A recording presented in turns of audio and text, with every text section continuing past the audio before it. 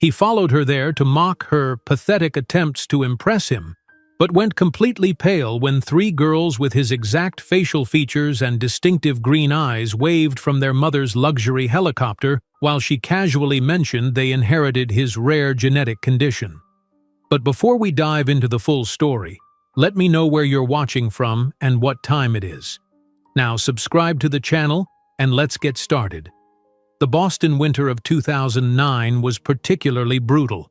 Snow piled in dirty heaps along Commonwealth Avenue, and the wind sliced through even the heaviest coats like they were made of tissue paper. But nothing compared to the cold that permeated Jackson Reed's Beacon Hill apartment on that February evening, a chill that had nothing to do with the weather. Tiffany Williams stood by the floor-to-ceiling windows, her reflection ghostly against the darkening cityscape. Her fingers trembled, not from the cold, but from what she held in her hand, a small plastic stick that had just changed everything. "Jackson," she said, her voice barely audible over the jazz playing softly from his expensive sound system. "I need to talk to you."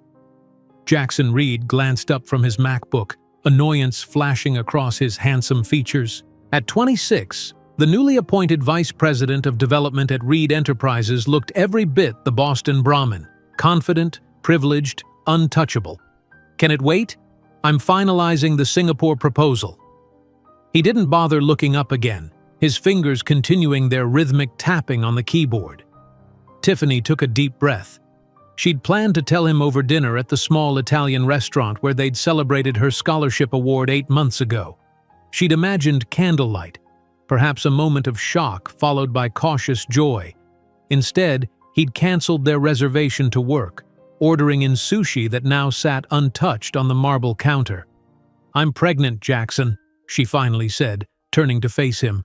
The plastic test extended like an offering. The tapping stopped. For 3 heartbeats, the only sound was the saxophone wailing softly from the speakers. Then Jackson closed his laptop with deliberate slowness. "What did you say?" His voice was perfectly controlled, as if she'd just mentioned a minor scheduling conflict. "I'm pregnant." She stepped closer, still holding out the test with its unmistakable 2 pink lines. "I found out this morning. I took 3 tests to be sure." Jackson rose from his ergonomic chair and walked past her to the bar cart, a gleaming Art Deco piece that had belonged to his grandfather. He poured himself 2 fingers of Macallan 18, the amber liquid catching the light as he swirled it. "And what exactly do you expect me to do with this information?" he asked, his back still to her. Tiffany blinked, confusion replacing her nervousness. I thought we would talk about it. About us, about options, about our future." A sharp laugh escaped him, causing her to flinch. "Future?" He turned, his green jade eyes, the eyes that had first drawn her to him in Harvard's Widener Library, now cold and appraising. "Tiffany, be serious. You're a scholarship student from Detroit. I'm a Reed. What future did you imagine we had?" The words hit her like physical blows. They had been seeing each other for 8 months, studying together late into the night, spending weekends tangled in his Egyptian cotton sheets. Yes, he kept their relationship private. Corporate politics, he'd explained, but the intimacy they'd shared felt real. "I thought we meant something to each other," she said quietly, one hand unconsciously moving to her still flat stomach. Jackson took a long sip of his scotch before setting the crystal tumbler down with a decisive click. "You were convenient, Tiffany. Intelligent. Attractive. Available. But temporary."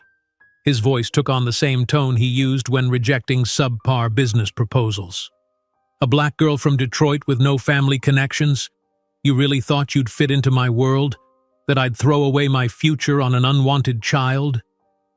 The deliberate cruelty in his words made Tiffany step back, steadying herself against the wall. "This isn't just about you, Jackson. This is our child." "No." He moved to his mahogany desk and pulled open the top drawer. "This is your problem." He extracted a thick envelope and turned, his movements precise and controlled. $10,000, enough to solve the problem and then some. He tossed the envelope at her feet, where it landed with a soft thud on the plush carpet. Be sensible, Tiffany. You're too smart to ruin your life over sentimentality. Your economics scholarship, your career plans, you'd throw all that away? I can't do that, she whispered, tears silently tracking down her cheeks. This child is part of me, part of us. There is no us, there never was. His voice was cold, detached. He pressed a button on his phone. Security, I need you in apartment 1801. Now. As they waited in tense silence, Jackson picked up the pregnancy test she'd set on the coffee table. With deliberate, ostentatious disdain, he tore it into pieces and dropped them into the wastebasket. You're just a temporary mistake, Tiffany. You were never going to be enough for someone like me. My family has expectations. I need someone from my circle, someone who understands the world I live in. 2 burly security guards appeared within minutes. With a dismissive nod, Jackson instructed, "Please escort Ms. Williams out. She is no longer authorized in this building." "Jackson, please," Tiffany begged, the envelope still untouched on the floor. "Just talk to me. We're adults. We can figure this out." "There's nothing to figure out. You were a pastime, Tiffany. Now it's over." The security guards stepped forward, one on each side of her. As they guided her to the door, she continued to protest, her tears staining the expensive carpet. One of the men, older with kind eyes, looked uncomfortable but remained professional as they led her to the elevator. In the lobby, the same guard handed her the envelope he'd retrieved from the floor. Tiffany stared at it for a moment before walking to the decorative fountain in the center of the marble foyer. With deliberate precision, she dropped the envelope into the water, watching as it slowly darkened and sank. Outside, the February wind bit through her thin coat. She hadn't dressed for an extended period outdoors, expecting to spend the evening in Jackson's warm apartment discussing their future. Now she had no future to discuss, at least not with him. The following morning, Tiffany sat on her narrow dorm room bed, staring at her laptop screen. The email from Harvard's administration glowed accusingly. Her scholarship was being reviewed due to academic performance below expectations in the previous semester, exactly when she'd started seeing Jackson. The timing was too perfect to be coincidence. She recognized the power of the Reed name at Harvard. One word from Jackson or his father, and doors closed, or scholarships disappeared. With her meager savings, she couldn't possibly cover Harvard's tuition. Without the scholarship, her academic career was effectively over. The next weeks passed in a blur of desperate calculations and impossible choices. Tiffany withdrew from Harvard when it became clear she couldn't afford the tuition. She found a tiny apartment in Dorchester, sharing with 2 other women who asked few questions. She secured 3 jobs: receptionist at a medical clinic during the day, waitress at a diner in the evenings, and data entry clerk on weekends. Each night, she fell into bed exhausted, her hands smelling of disinfectant from the clinic or grease from the diner. But before sleep claimed her, she would place her hands on her growing belly and whisper promises to the life within. Promises of love, of security, of a future built through sheer determination.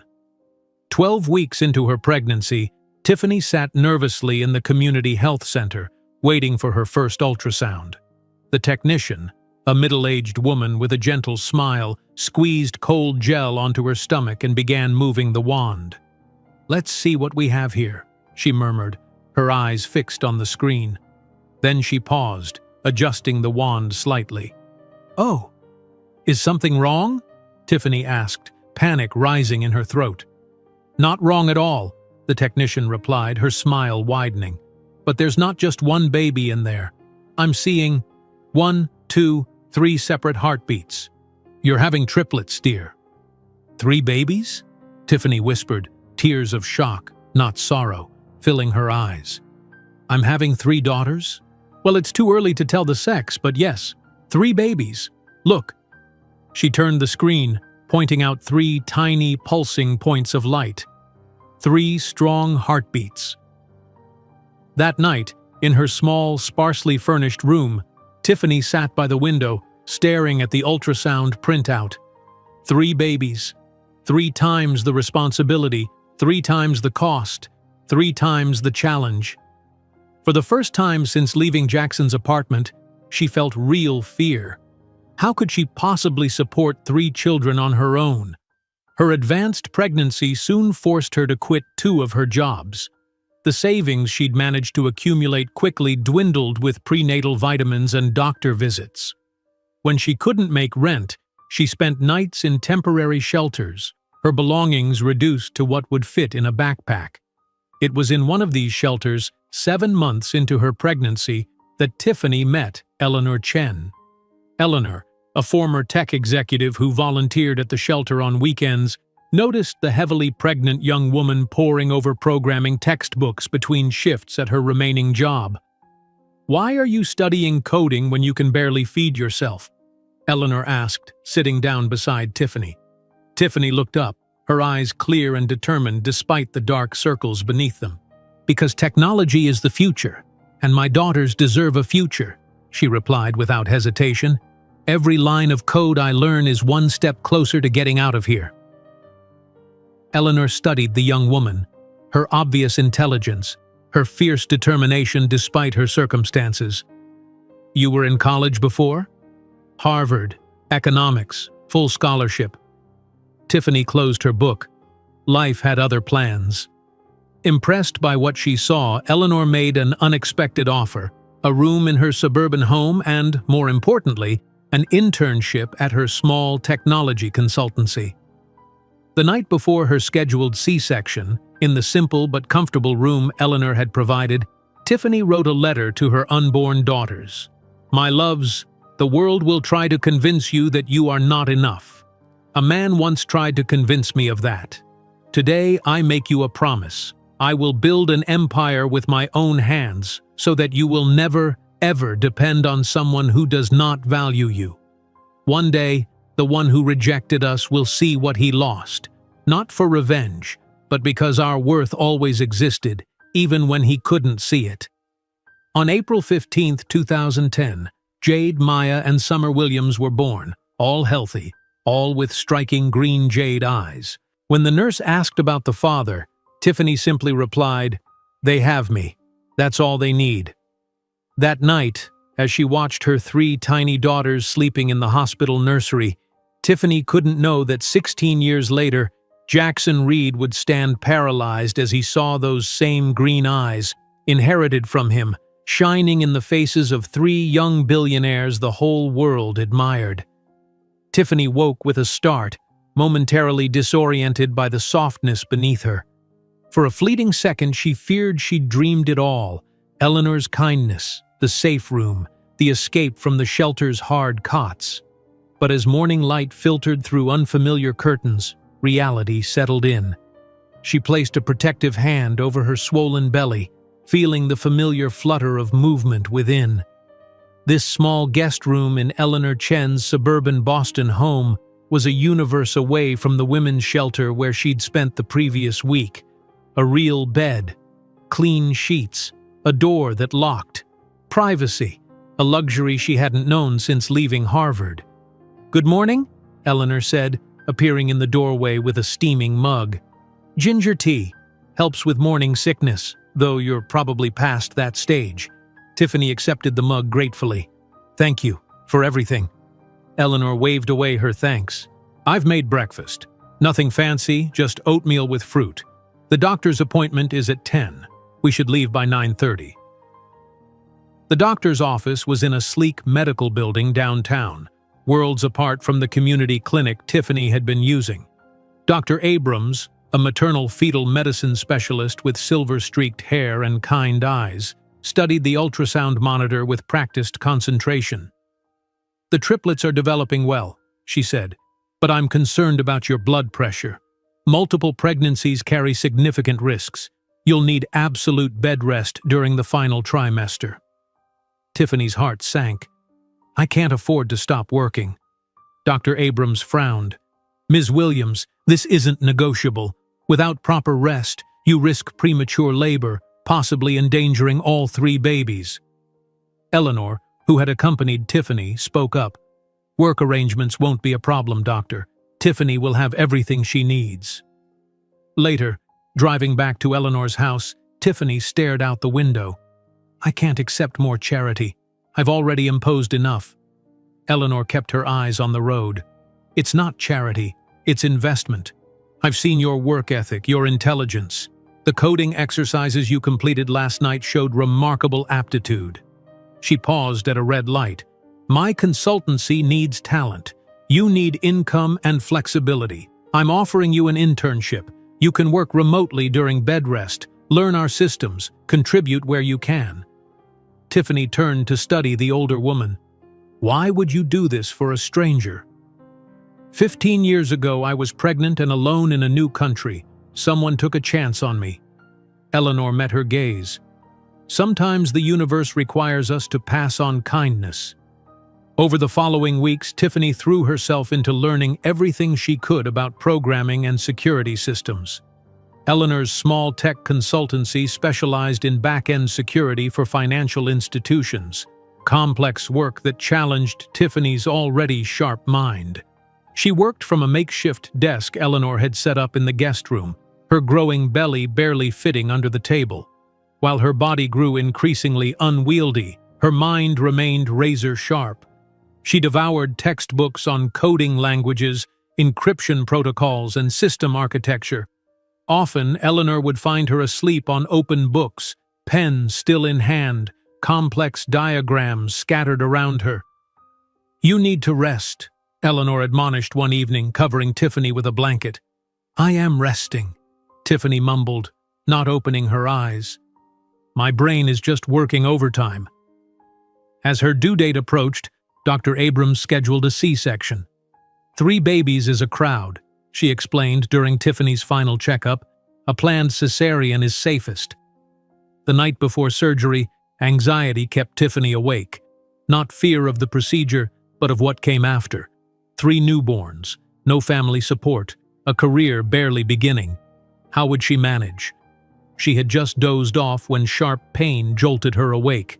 Her hand flew to her abdomen, feeling it harden beneath her fingers. When warm wetness spread beneath her, she knew the babies had their own schedule. "Eleanor," she called, voice tight with panic. "I think it's time." The hospital was a blur of bright lights and urgent voices. 34 weeks, a nurse announced. "Preterm labor. Blood pressure spiking," another called. "Prep for emergency C-section," Dr. Abrams ordered, her calm voice anchoring Tiffany amid the chaos. As they wheeled her toward surgery, terror gripped Tiffany. Not for herself, but for her daughters. Too early, too small, too fragile. "Please," she whispered to no one in particular, "let them be okay." The operating room was frigid. Numbness spread from her spine downward as the anesthesiologist worked. Dr. Abrams's face appeared above the surgical drape. "We're starting, Tiffany. Stay with us." Pressure, tugging, voices calling out medical terms she couldn't process. Then, miraculously, a cry, tiny but fierce. "Baby A," someone announced. "Time of birth, 3:17 a.m. More pressure, another cry. "Baby B, 3:19 a.m. The third came silently. Tiffany's heart stopped until a suctioning sound was followed by an indignant wail. "Baby C, 3:21 a.m. 3 girls, all breathing on their own." Tears streamed down Tiffany's face as they briefly showed her each daughter before rushing them to the NICU. All 3 impossibly small, all with a shock of dark hair, all with eyes, when briefly opened, of startling jade green. Jackson's eyes. Recovery was brutal. The C-section incision throbbed, her body depleted from carrying 3 babies. Yet Tiffany insisted on being wheeled to the NICU as soon as she could sit upright. The triplets lay in separate incubators, connected to monitors with blinking lights and beeping alerts. Each weighed just under 4 pounds, small but mighty, as the NICU nurse described them. "Have you chosen names?" the nurse asked, updating charts. Tiffany nodded, touching each incubator gently. "Jade," she said, for the firstborn who had opened her eyes the widest. "Maya," for the second. who had gripped the doctor's finger with surprising strength, and Summer, for the third, who had fought the hardest to breathe. The nurse hesitated before asking the standard question. "And the father's name for the birth certificates?" Tiffany looked at her daughters, each with Jackson's distinctive eyes, and made her decision. "There is no father. They have me. That's all they need." After 2 weeks in the NICU, the triplets were deemed strong enough to go home. Eleanor had transformed her dining room into a nursery, with 3 bassinets arranged in a semicircle. "It's temporary," she assured Tiffany, "just until you find your feet." Those first months were a fog of exhaustion. The triplets rarely synchronized their schedules, meaning someone was always hungry, wet, or crying. Tiffany functioned on 15-minute naps and pure determination. Eleanor proved an unexpected blessing, working from home 3 days a week to help. "Consider it on-the-job training," she joked when Tiffany protested. "You're learning multitasking skills no business school could teach." Between feedings and diaper changes, Tiffany continued her work for Eleanor's consultancy. She created a makeshift office, laptop on the coffee table, one baby in her lap, another in a swing, the third on a playmat.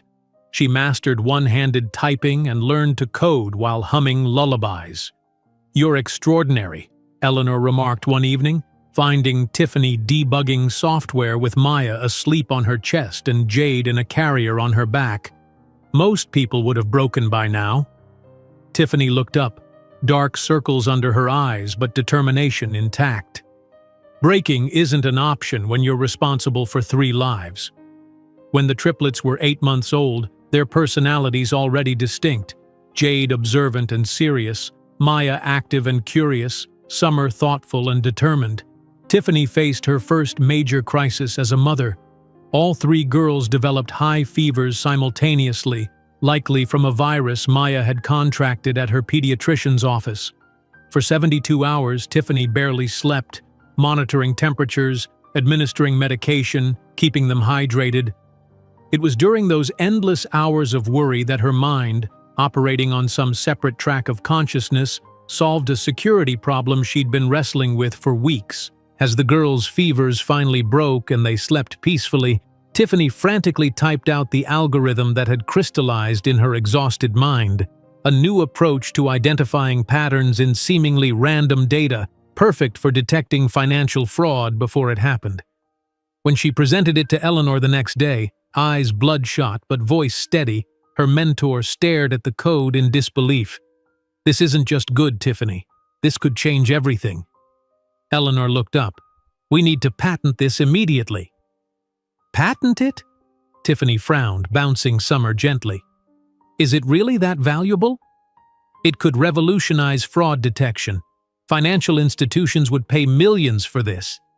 Eleanor's expression grew serious. "This is your ticket, Tiffany. Your way out." 3 months later, Tiffany sat in a lawyer's office, the triplets corralled in a portable playpen the receptionist had hastily assembled.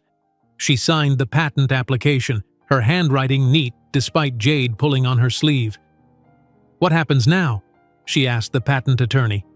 "Now we wait for approval, then start fielding offers." He smiled. "Based on preliminary interest, I'd say you should prepare for significant changes in your financial situation."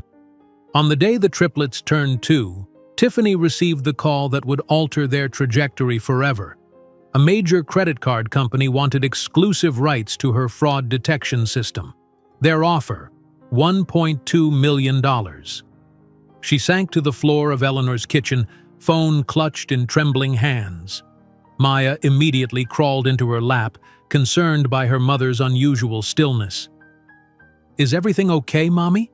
the toddler asked, her vocabulary advanced for her age. Tiffany gathered all 3 girls into her arms, tears streaming down her face. "Everything is perfect, my loves. Mommy can give you a real home now." That evening, after the girls were asleep in the room they'd called home for over 2 years, Tiffany and Eleanor shared a bottle of champagne on the back porch. "I can never repay you," Tiffany said softly. "You don't need to. Just promise me one thing." Eleanor refilled their glasses. Use this money to build something lasting. Not just a comfortable life, but a legacy for your daughters. I already have the name, Tiffany confided. Phoenix Innovations. Because we rose from the ashes of what could have destroyed us. She didn't know that across town, Jackson Reed was celebrating his engagement to Vanessa Astor at Maison Robert, Boston's most exclusive restaurant.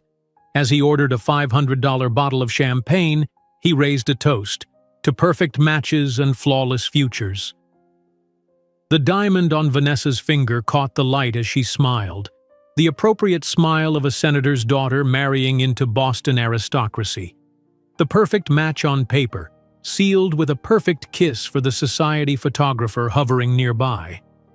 That night in Eleanor's guest room, Tiffany gazed at her sleeping daughters, each with Jackson's unmistakable eyes, but with spirits entirely their own. She whispered the promise that would guide the next decade. He thought I wasn't enough. I'll build an empire that makes him irrelevant. While Jackson opened a $500 bottle of champagne to celebrate his engagement with Vanessa Astor, he couldn't possibly imagine that the insufficient girl from Detroit was planting the seeds of an empire that would one day make Reed Enterprises seem insignificant in comparison. 5 springs had come and gone since that night in Eleanor's kitchen when Tiffany had received the life-changing phone call.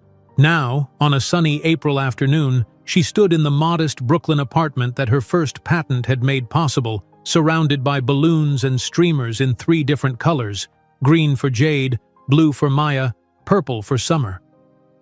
"Happy birthday, my brilliant girls," Tiffany called, carrying a homemade cake adorned with 5 candles. The triplets gathered around the small dining table, their identical jade-green eyes widening at the sight of the cake decorated with mathematical symbols, a nod to their growing fascination with numbers. "Make a wish," Tiffany encouraged as the girls leaned forward in perfect synchronicity, their dark curls, so like her own, falling around their faces. After the cake had been devoured and the last present unwrapped, Tiffany watched her daughters play with their new educational tablets. At 5, they were already showing signs of exceptional intelligence. Their preschool teachers had called multiple conferences to discuss their advanced abilities. Just last week, Ms. Paulson had pulled Tiffany aside after class. "Jade completed this puzzle in under 30 seconds, she'd explained, showing Tiffany a complex pattern game designed for children twice her age. "I've never seen anything like it." Now, watching Jade methodically arrange digital blocks on her tablet, solving puzzles meant for 10-year-olds, Tiffany felt a mixture of pride and concern. Her daughters were special, not just in her eyes but objectively, measurably so. Maya, always the most physically active of the 3, had abandoned her tablet to build an elaborate tower of blocks. "Look, Mommy, it's stable because the weight is distributed properly," she explained, using vocabulary no typical 5-year-old would possess. Summer, the quietest triplet, sat cross-legged on the floor, reading to her sister's stuffed animals. Though she hadn't been formally taught to read, she had somehow taught herself, memorizing entire books after seeing them just once. "How did we get so lucky?" Eleanor asked, helping Tiffany clean up the birthday debris. Eleanor had remained a constant in their lives, transitioning from mentor to family friend and unofficial godmother to the triplets. "I ask myself that every day," Tiffany replied, watching her daughters with wonder. "Sometimes I think it's the universe's way of balancing the scales." The following Monday, Tiffany sat in a sleek conference room in Midtown Manhattan, facing 3 men in expensive suits. Her own attire, a carefully chosen blazer from a consignment store paired with her one good pair of slacks, felt suddenly inadequate. "Ms. Williams, your security protocol shows promise," said the middle executive, not bothering to hide his skepticism. "But Phoenix Innovations seems underdeveloped. You're asking for $2 million in seed funding with just 1 significant patent and a team of what? 3 programmers?" "5 programmers now," Tiffany corrected calmly, "all with advanced degrees. And yes, the patent portfolio is still growing, but our implementation has already saved Credit Union Financial over $12 million in potential fraud. The ROI speaks for itself. The oldest investor leaned forward. Forgive my bluntness, but how do you manage this business as a single mother to 3 young children? Our investment requires certainty of leadership focus. Tiffany had anticipated this question. It arose in every meeting, rarely asked of male founders with families. I manage the same way all executives with families do, with excellent time management and a strong support system. The difference is, I don't have the luxury of failure. My daughter's future depends on Phoenix's success, which means I work twice as hard with twice the determination. The meeting ended without commitment. As she gathered her presentation materials, Tiffany overheard a whispered comment. Single black mother from Detroit. Not exactly our typical investment profile. Outside, she allowed herself exactly 60 seconds of disappointment before straightening her shoulders and heading to the subway. She had another meeting in Brooklyn, and the future didn't build itself. The Phoenix Innovations office occupied a converted storefront in a rapidly gentrifying Brooklyn neighborhood. What it lacked in prestige, it made up for in energy. Tiffany had used her initial earnings to transform the space into a functional tech hub. Simple desks arranged in collaborative pods, walls covered in whiteboards filled with code, a small kitchen stocked with coffee and energy bars. "How did it go?" asked Raj, her lead developer, looking up from his screen as she entered. "About as expected. They loved the technology but questioned whether I'm the right person to lead it." Tiffany set down her bag and immediately turned to the central whiteboard. Their loss. The National Bank meeting tomorrow will be different. Her small team, 5 developers and an office manager, had been carefully selected not just for talent, but for belief in her vision. Most had left more prestigious positions, drawn by the chance to build something innovative from the ground up.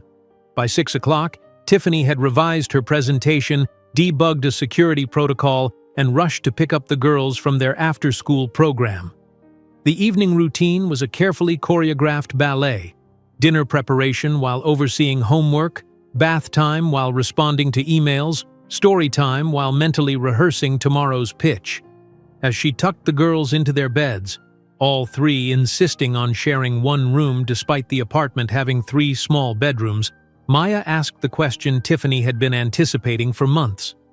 "Mommy, why don't we have a daddy like Zoe and Emma?" Her innocent eyes, so like Jackson's in color but so different in warmth, searched Tiffany's face. Tiffany sat on the edge of the bed, gathering her thoughts. She had prepared for this moment, consulting child psychologists about the best approach. The truth, they all agreed, was essential, but shaped appropriately for their age. "Come sit with me, all of you," she said, patting the carpet. The girls scrambled down, forming a small circle on the colorful rug. "Everyone's family is different," Tiffany began, choosing her words carefully. "Some have a mommy and daddy, some have 2 mommies or 2 daddies, some have grandparents who take care of them. Our family is you 3 and me." "But where is our daddy?" Jade pressed, always the most direct. Tiffany took a deep breath. "Your father is someone I knew before you were born. When I told him I was going to have babies, he decided he didn't want to be a father. He chose not to be part of our family." "Didn't he want us?" Summer asked quietly, her lower lip trembling slightly. Tiffany pulled her close. "His choice had nothing to do with you and everything to do with him. Some people aren't ready for the responsibility of children." "Is he bad?" Maya asked, her expression serious. "No, not bad," Tiffany corrected gently. "Just someone who made different choices than I did. And you know what? He did us a favor." 3 identical faces looked at her in confusion. "He freed us to become extraordinary on our own terms," Tiffany explained. "We built our own special family, and instead of being sad about who isn't here, we can celebrate who is." That night, after the girls were asleep, Tiffany sat at her small desk reviewing code. Her phone buzzed with a news alert, a profile of Boston's rising business leaders. Out of curiosity, she opened it, scrolling until she found what she unconsciously sought. There was Jackson, photographed in his father's company headquarters, looking every inch the corporate scion. The caption identified him as newly promoted Chief Strategy Officer at Reed Enterprises. His recent marriage to Vanessa Astor, daughter of Senator William Astor, merited a mention. Tiffany studied his face, still handsome, perhaps more polished than she remembered. She felt nothing but a distant recognition, like identifying an actor from a half-forgotten film. The power he once held over her emotions had evaporated, replaced by a clear-eyed assessment of a man who had shown his true character when it mattered most. She closed the article and returned to her work. Jackson Reed belonged to her past. The future demanded her attention. That future arrived sooner than expected. 3 months after the triplets' 5th birthday, Tiffany secured a meeting with the Department of Defense to present Phoenix's new encryption protocol. The military contract would mean stability, growth, legitimacy, everything Phoenix needed to move to the next level. The night before the presentation, Tiffany worked late in the office, fine-tuning her demonstration. The girls slept on the small couch she'd installed for exactly these situations, 3 small forms bundled under a shared blanket.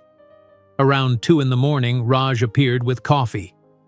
"You should rest," he advised, eyeing the exhaustion evident on her face. "I'll rest when we have this contract," Tiffany replied, accepting the coffee gratefully. "This is too important to leave anything to chance." The following day, dressed in her first non-consignment suit, a modest investment in appearance she'd finally allowed herself, Tiffany stood before a panel of government officials. For 90 minutes, she explained Phoenix's proprietary approach to cybersecurity, fielding technical questions with confidence born of absolute mastery of her subject. When the lead official extended his hand and said, "Welcome to the government contractor family, Ms. Williams," the professional mask she'd worn all day nearly cracked with emotion. The celebration at Phoenix's office was jubilant but humble. Plastic cups of champagne for the adults, sparkling cider for the triplets, who insisted on being part of every company milestone, and a grocery store cake with Phoenix Rises written in red icing. $15 million, Raj announced, reading the contract terms aloud to cheers from the small team. Multi-year commitment with option for renewal. "And this is just the beginning," Tiffany added, raising her plastic cup. "To everyone who believed in us when we were just an idea and a rented storefront." Later that night, carrying 3 sleeping 5-year-olds from the car to their apartment, a feat of maternal strength she'd perfected over the years, Tiffany whispered to her exhausted but brilliant team, "We're just getting started, my stars." Across the city, in a gleaming Manhattan high-rise, Jackson Reed frowned at the quarterly reports from Reed Enterprises' technology division. Innovation had stagnated. The company his grandfather had built and his father had expanded was losing market share to nimbler competitors with fresher ideas. "These projections are unacceptable," he snapped at his father, who still maintained his position as CEO despite increasingly erratic decision-making. "We're hemorrhaging talent to startups while investing in outdated technology." Richard Reed waved dismissively. "These tech fads come and go. Reed Enterprises has weathered every market shift for 3 generations by sticking to fundamentals." "The fundamentals have changed, Dad," Jackson argued, frustration evident. "We need to adapt or we'll be obsolete within 5 years. The elder Reed's face hardened. "I built this company into what it is today. Your job is to maintain it, not reinvent it." In their opulent Upper East Side apartment later that evening, Jackson poured himself a scotch, the same Macallan 18 he'd been drinking the night Tiffany had shown him the pregnancy test. The memory occasionally surfaced, an uncomfortable ripple in the smooth narrative of his perfect life. Vanessa entered, elegant in evening wear. "The car is waiting. The symphony gala starts in an hour." Jackson nodded, draining his glass. Another night, another required appearance. Their marriage functioned like a well-oiled machine, efficient, presentable, and utterly devoid of passion. As he slipped on his tuxedo jacket, he caught a glimpse of himself in the mirror. Success, wealth, position, he had everything he'd ever been raised to value. Yet the man looking back at him seemed hollow, as if something essential had been carved away. While Jackson smiled for society photographers that evening, his mind was elsewhere, troubled by his father's resistance to change and the growing sense that the life he'd chosen might not be the victory he'd once imagined. While he signed the contract that would transform Phoenix into a multi-million-dollar company, Tiffany couldn't predict that in just 10 years, it would be Jackson Reed desperately seeking investors to save the company his father was slowly destroying. 10 years after the birth of the Triplets, Manhattan's skyline gleamed with possibility as Tiffany cut the ceremonial ribbon stretched across the entrance of Phoenix Innovation's new Brooklyn headquarters. 50 employees applauded, many wiping away tears as she spoke about their journey from a converted storefront to this renovated 4-story building that now served as the nerve center for their growing operations. From 5 developers in a rented space to 50 brilliant minds under our own roof, Tiffany announced, her voice steady with pride. Phoenix didn't just rise, we soared. The new headquarters represented more than business success. It was physical proof of a promise kept. Walls of glass allowed natural light to flood open-concept workspaces. A dedicated lab for prototype testing occupied the entire 3rd floor. Most importantly, a state-of-the-art childcare center filled the ground level, Tiffany's non-negotiable requirement when designing the space. That afternoon, as staff explored their new surroundings, Tiffany slipped away to attend the State Mathematics Olympiad where 10-year-old Jade was competing against high schoolers. She arrived just as her daughter approached the whiteboard for the final round. Jade stood before the judges, her posture confident despite being half the height of her teenage competitors. The problem on the board involved advanced calculus concepts that most adults would struggle to comprehend. With methodical precision, Jade worked through the equation, her handwriting neat and precise as she explained each step with vocabulary that belied her age. The solution requires recognizing this as a modified Bernoulli differential equation, Jade explained to the stunned judges, completely unfazed by the audience's murmurs. Once reframed, the integration becomes straightforward. When she was announced as the winner, the youngest in the competition's history, Jade's smile was small but satisfied. She didn't jump or cheer. Instead, she nodded once, as if simply confirming what she already knew to be true. "That's my brilliant girl," Tiffany whispered, capturing the moment on her phone to share with Maya and Summer later. Back at their apartment, still modest by Manhattan standards but comfortable and filled with books, Maya waited excitedly by the door, tablet in hand. "Mom, look what I made this weekend," she announced, thrusting the device at Tiffany before she could even set down her keys. "It's an app that helps kids learn fractions through cooking recipes. I coded it myself." Tiffany examined the colorful, intuitive interface with genuine amazement. The application was fully functional, with animations that demonstrated how measuring ingredients related to mathematical concepts. "Maya, this is incredible," Tiffany said, scrolling through the different levels. "You built this entire thing in one weekend?" Maya shrugged, though her eyes shone with pride. The coding wasn't hard. The animations took the longest. Summer emerged from the study they all shared, carrying a thick textbook on chemical engineering. At 10, she already had special permission to attend weekend laboratories at Columbia University, where a professor had taken interest in her unusual aptitude for scientific concepts. "Professor Kim says my experiment results are consistent enough to warrant further investigation," Summer reported calmly, as if discussing a playground game rather than university-level research. "He wants me to present my findings to his graduate students next month." That evening, after celebrating both Jade's victory and Maya's creation with takeout from their favorite Thai restaurant, Tiffany sat at her desk reviewing the final details for tomorrow's presentation to international investors.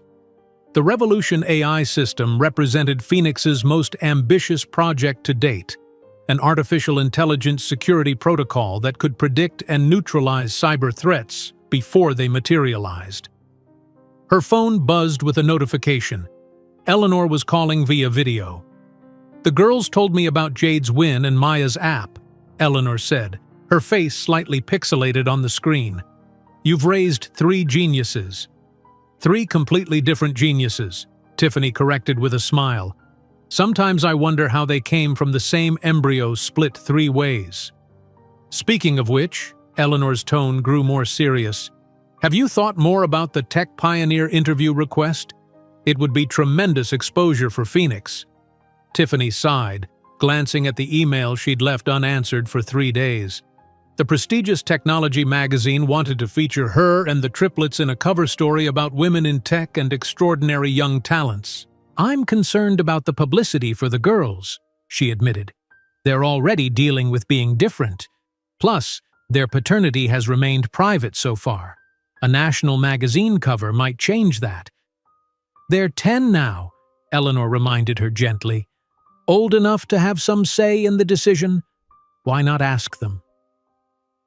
The following morning, in her conference room overlooking the Brooklyn Bridge, Tiffany presented Revolution AI to a group of Japanese and German investors.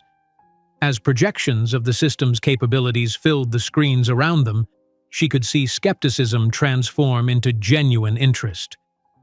Traditional security systems are reactive, she explained, demonstrating how the AI anticipated attack patterns. Revolution AI is predictive. It doesn't just build walls, it identifies threats before they reach your perimeter. The lead investor, a typically stoic Japanese businessman, leaned forward. You've created something remarkable, Ms. Williams. We would like to discuss exclusive licensing for Asian markets. By that afternoon, Tiffany had secured $8 million in new investment with favorable terms that maintained Phoenix's independence. As the investors departed, her operations director handed her a folded newspaper. You might want to see this, he said quietly. The financial section featured a photograph of Jackson Reed looking uncharacteristically disheveled as he exited the federal courthouse in Boston. The headline read, Reed Enterprises patriarch indicted for securities fraud, son to take helm. Tiffany scanned the article dispassionately. Richard Reed, Jackson's father, had apparently been manipulating company financials for years, inflating values and hiding losses. Now facing federal charges, he was stepping down, leaving Jackson to manage the family's crumbling legacy.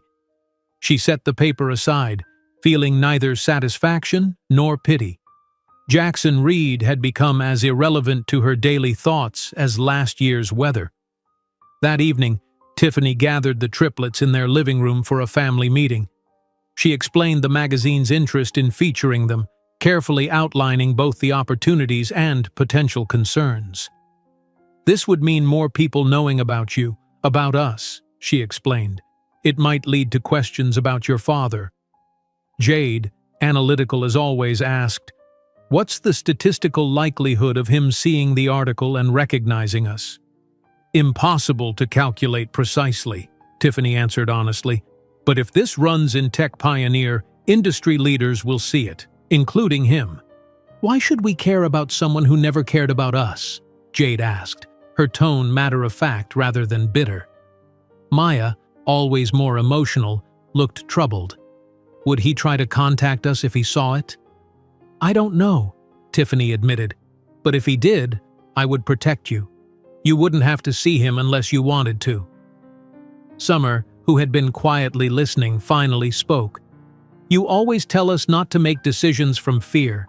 If this article helps other girls see what's possible in science and technology, isn't that more important than worrying about him?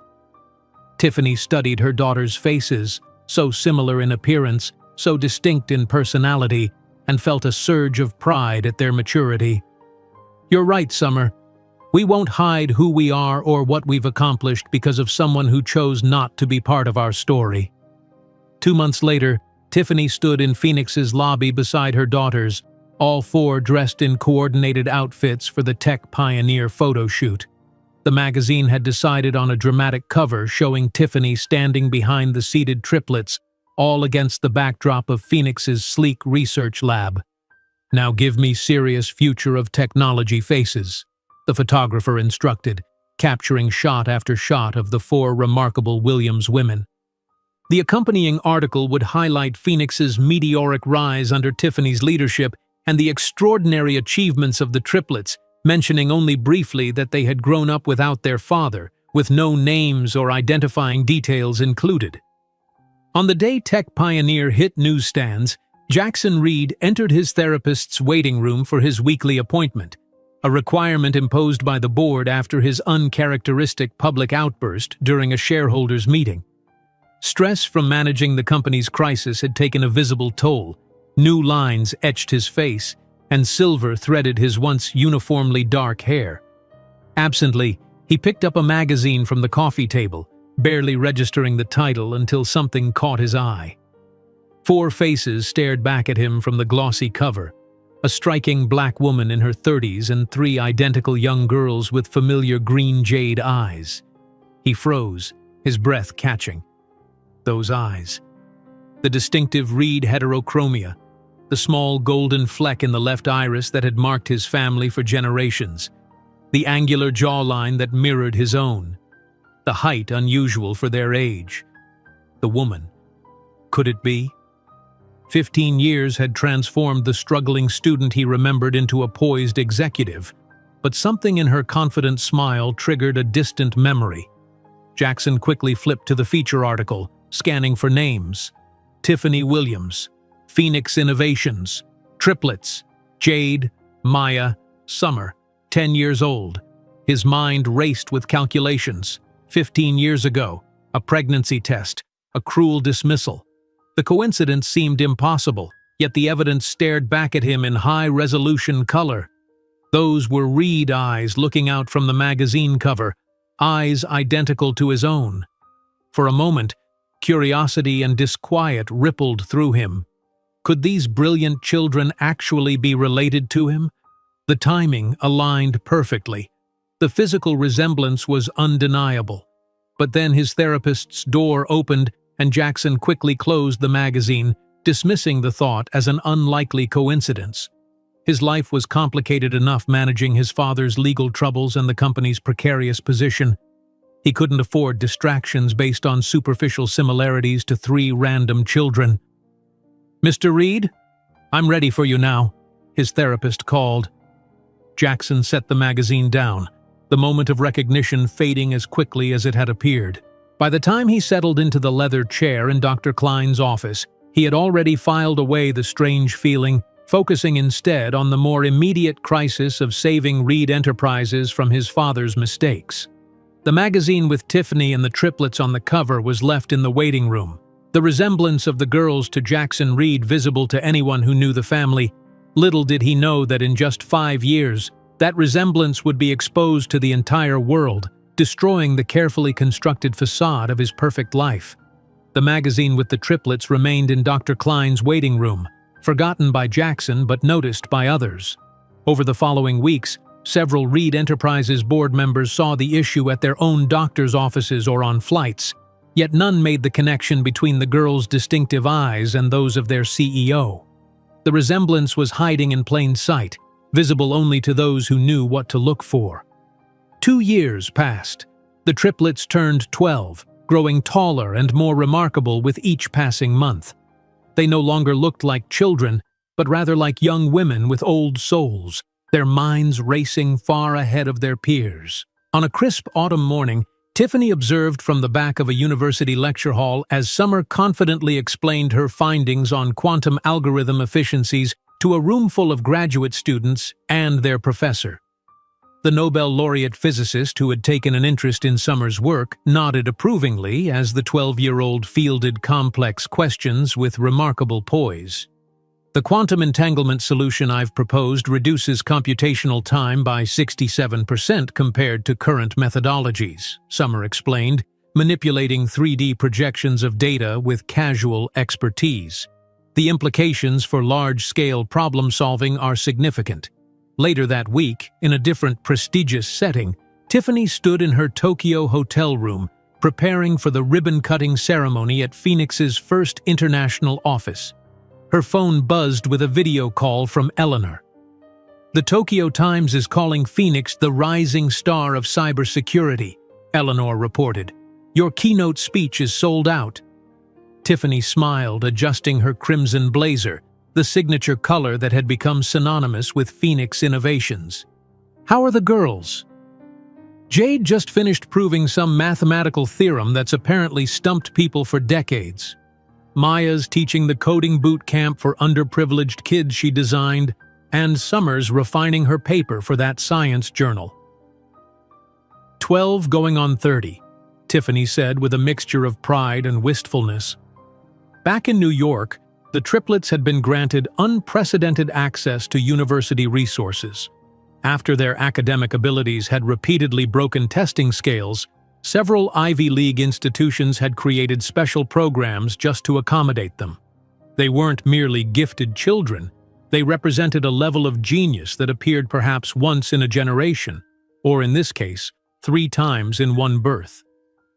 When Tiffany returned from Tokyo, she found Maya bursting with excitement, eager to show her the app she'd developed. "It's called Math Magic," Maya explained, demonstrating the sleek interface. "I noticed the kids in my coding class struggling with basic algebra, so I built this to make it intuitive. The school district already wants to license it." Tiffany marveled at the elegant solution.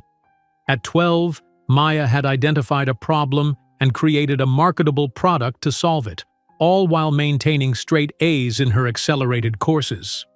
"We should patent this," Tiffany said, scrolling through the app's features. "Already started the paperwork," Maya replied with a grin. That same evening, as they prepared dinner together, a family ritual Tiffany insisted on maintaining despite their increasingly complex schedules, Summer cleared her throat with uncharacteristic hesitation. "Mom, Professor Daniels wants to publish my paper on quantum algorithms in the Journal of Computational Physics." Tiffany set down the knife she was using to chop vegetables. "That's incredible, Summer." "There's just one thing," Summer continued. "The journal requires authors to have institutional affiliations. Professor Daniels suggested I could list myself as a research associate at Columbia, but they'd need parental consent since you're 12, Tiffany finished. Actually, he suggested something else, legal emancipation. The kitchen fell silent. Jade and Maya stopped their tasks, watching the exchange intently. "All 3 of us have been discussing it," Jade added, stepping forward. "Princeton's mathematics department wants me to join their advanced research program. Maya's app has commercial potential, and Summer's research could lead to significant patents. Emancipation would allow us to enter into legal agreements," Maya explained. "Sign contracts, claim patents, publish under our own names." Tiffany leaned against the counter, processing what her daughters were proposing. "You want to become legally independent? At 12? "Not independent from you, Mom," Summer clarified quickly. "Just legally recognized as capable of making certain decisions. We'd still live here, still be your daughters in every way that matters." The following week, Tiffany met with Phoenix's legal team to discuss the implications. The lawyer specializing in family law laid out the process clearly. Given their documented exceptional abilities, academic records, and the support of multiple university departments, I believe the court would grant emancipation, she explained. "It's unusual at their age, but not unprecedented for extraordinary cases." "This wouldn't affect my custody or parental role?" Tiffany clarified. "No, it simply gives them legal standing to enter certain agreements that minors typically cannot. They'd remain your dependents, living with you, but with additional legal rights regarding their intellectual property and academic pursuits." That evening, Tiffany called a family meeting in their living room. "This decision is yours," she told the triplets, who sat side by side on the sofa. "Emancipation is a legal step, but it doesn't change our family. I'll support whatever you choose." "We've thought this through carefully," Jade responded, always the most analytical. "The benefits outweigh any potential complications." Tiffany studied their faces, so young yet so determined. "Then we'll move forward. But promise me one thing. Being legally emancipated doesn't mean you need to grow up faster than you already have. You're still allowed to be 12 sometimes." While the Williams family navigated their extraordinary circumstances with thoughtful planning, Across town, Jackson Reed faced a very different scenario. The spacious conference room at Reed Technologies headquarters vibrated with tension as the board meeting entered its third hour. "These quarterly results are unacceptable," declared Harrison Wells, the oldest board member and a friend of Jackson's grandfather. "Your father may have made serious mistakes, but at least he drove innovation. What's your plan to reverse this decline?" Jackson loosened his tie slightly, feeling the pressure like a physical weight. "We're exploring strategic acquisitions to bolster our technology portfolio. The market has shifted faster than anticipated." "Excuses," interrupted another board member. "While we're losing market share, companies like Phoenix Innovations are revolutionizing the industry with half our resources." "Phoenix is an anomaly," Jackson countered, though the name sparked that strange sense of recognition he occasionally felt since seeing the magazine years earlier. "We need to focus on our core competencies while strategically diversifying." Later that night, in their Upper East Side penthouse, Jackson poured himself a double scotch while Vanessa prepared for another charity gala.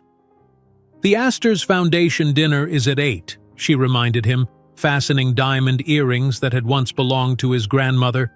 "Try to look less defeated when we arrive." "I can't make it tonight," Jackson replied, not meeting her eyes. "The board wants revised projections by morning." Vanessa's expression hardened. "That's the third event you've missed this month. People are starting to talk." "Let them talk. The company is what matters right now."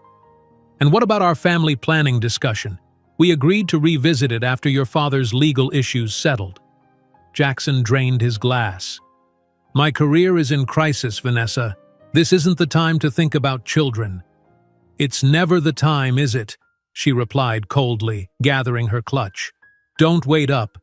After she left, Jackson returned to his home office surrounded by spreadsheets projecting Reed Technologies' continuing decline. The legacy his grandfather had built and his father had expanded was slipping through his fingers despite his best efforts.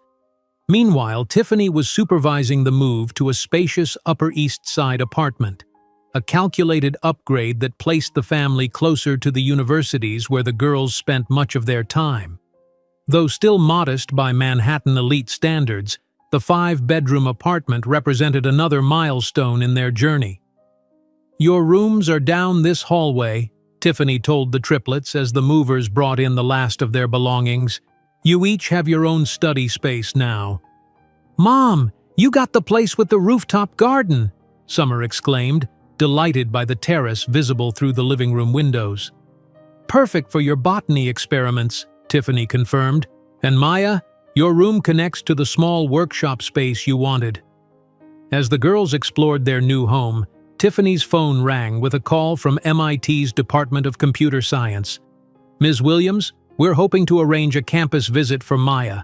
Our faculty is quite impressed with her algorithmic approaches and would like to discuss potential research opportunities."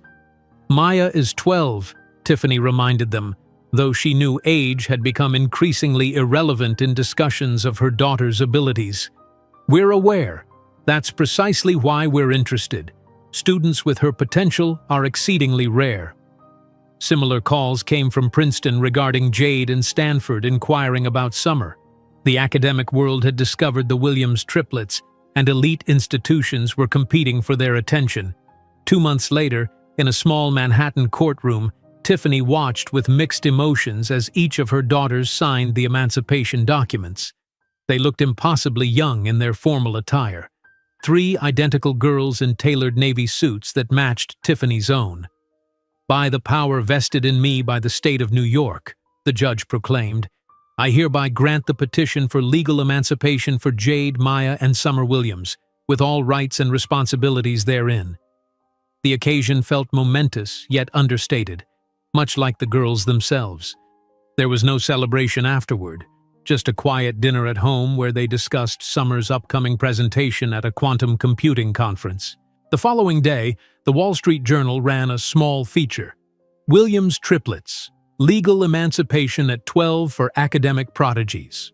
The article detailed their extraordinary accomplishments, and the unique legal arrangement that would allow them to pursue advanced academic and professional opportunities while still under their mother's care. The story caught the attention of academic and business circles, but remained relatively contained until the New York Times Sunday magazine featured a more in-depth profile titled, "The Future is Female: How Three 12-Year-Old Sisters Are Revolutionizing Science and Technology." That profile included a striking family portrait, Tiffany seated with her daughters standing behind her, all four with identical expressions of dignified confidence.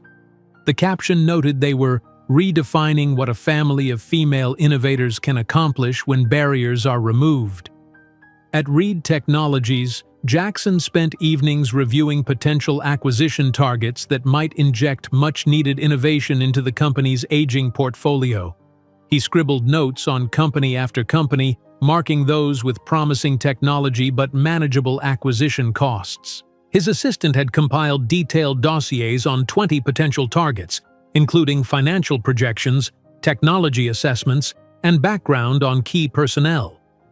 Near the bottom of the stack, a familiar name caught his eye: Phoenix Innovations.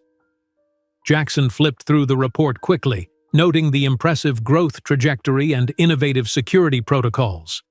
Something about the company nagged at his memory, but after 14 hours of similar reviews, all the reports had begun to blur together. He added Phoenix to the potential pile before moving to the next candidate. "The board is right," he muttered to himself, rubbing his tired eyes.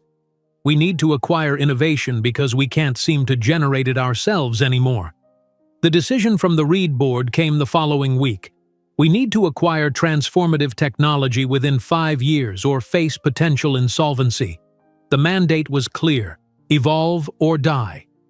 While Jackson Reed furiously scribbled names of technology companies for potential acquisition, he had no idea that the solution to Reed Technologies' problems was literally in his DNA, in the 3 brilliant minds that shared his genes but that he had rejected before they were even born. While Jackson Reed frantically scribbled names of technology companies for potential acquisition, the Williams women were rewriting the rules of academic achievement.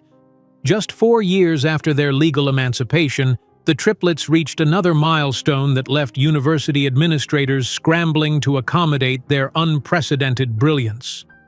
"Princeton University is pleased to offer Jade Williams admission to our advanced mathematics program," read the letter that arrived on a crisp March morning. Similar envelopes from MIT and Stanford followed, addressed to Maya and Summer respectively. "They've accepted all 3 of you," Tiffany announced, her voice steady despite the emotion swelling in her chest. "Full scholarships." The triplets, now 14, received the news with characteristic poise. Where other teenagers might have screamed or jumped, they simply exchanged small smiles of satisfaction, as if the most prestigious universities in America routinely admitted 14-year-olds. Princeton's mathematics department has the highest concentration of Fields Medal winners, Jade noted pragmatically, already considering the advantages of her chosen institution. "MIT's Artificial Intelligence Lab just received that billion-dollar grant," Maya added, her eyes bright with possibilities. "And Stanford's quantum research facility is unparalleled," Summer concluded. Tiffany studied their faces, so young yet so assured, their features maturing into a striking blend of her determination and Jackson's aristocratic bone structure. At 14, they stood nearly as tall as she did, each with the same distinctive green jade eyes that occasionally caused Tiffany's heart to clench when caught in certain light. "We need to discuss logistics," Tiffany said, ever practical. "These universities are in different states. I won't have my daughters scattered across the country at 14, scholarships or not." "We've already considered that," Jade replied. "Each university has agreed to hybrid arrangements.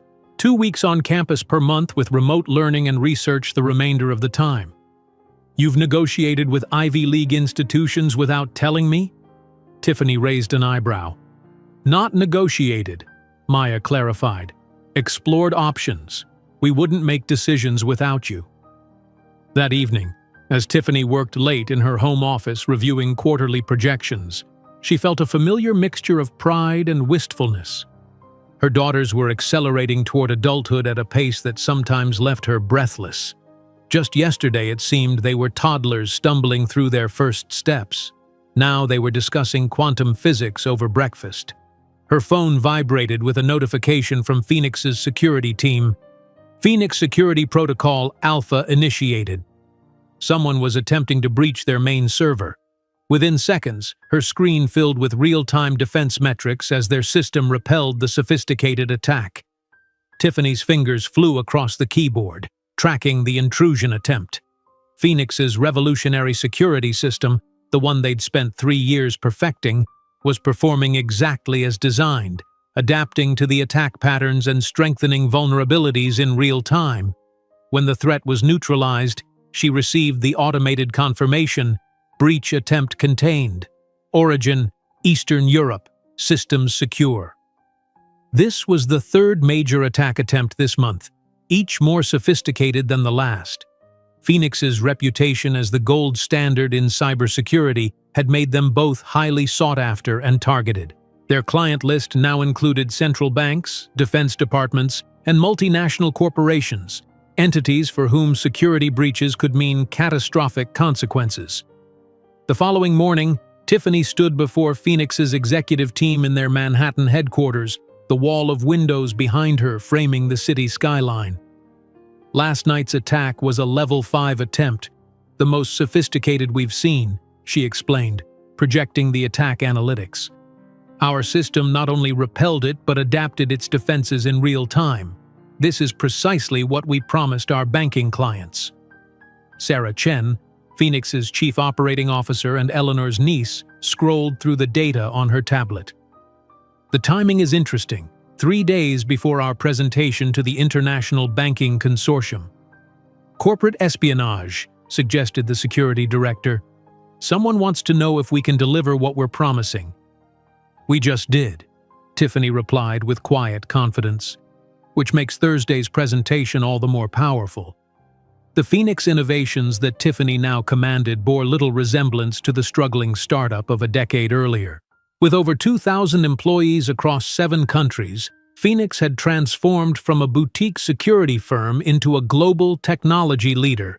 Their proprietary AI security protocols protected 30% of the world's digital banking transactions and had prevented an estimated $12 billion in potential fraud in the previous year alone.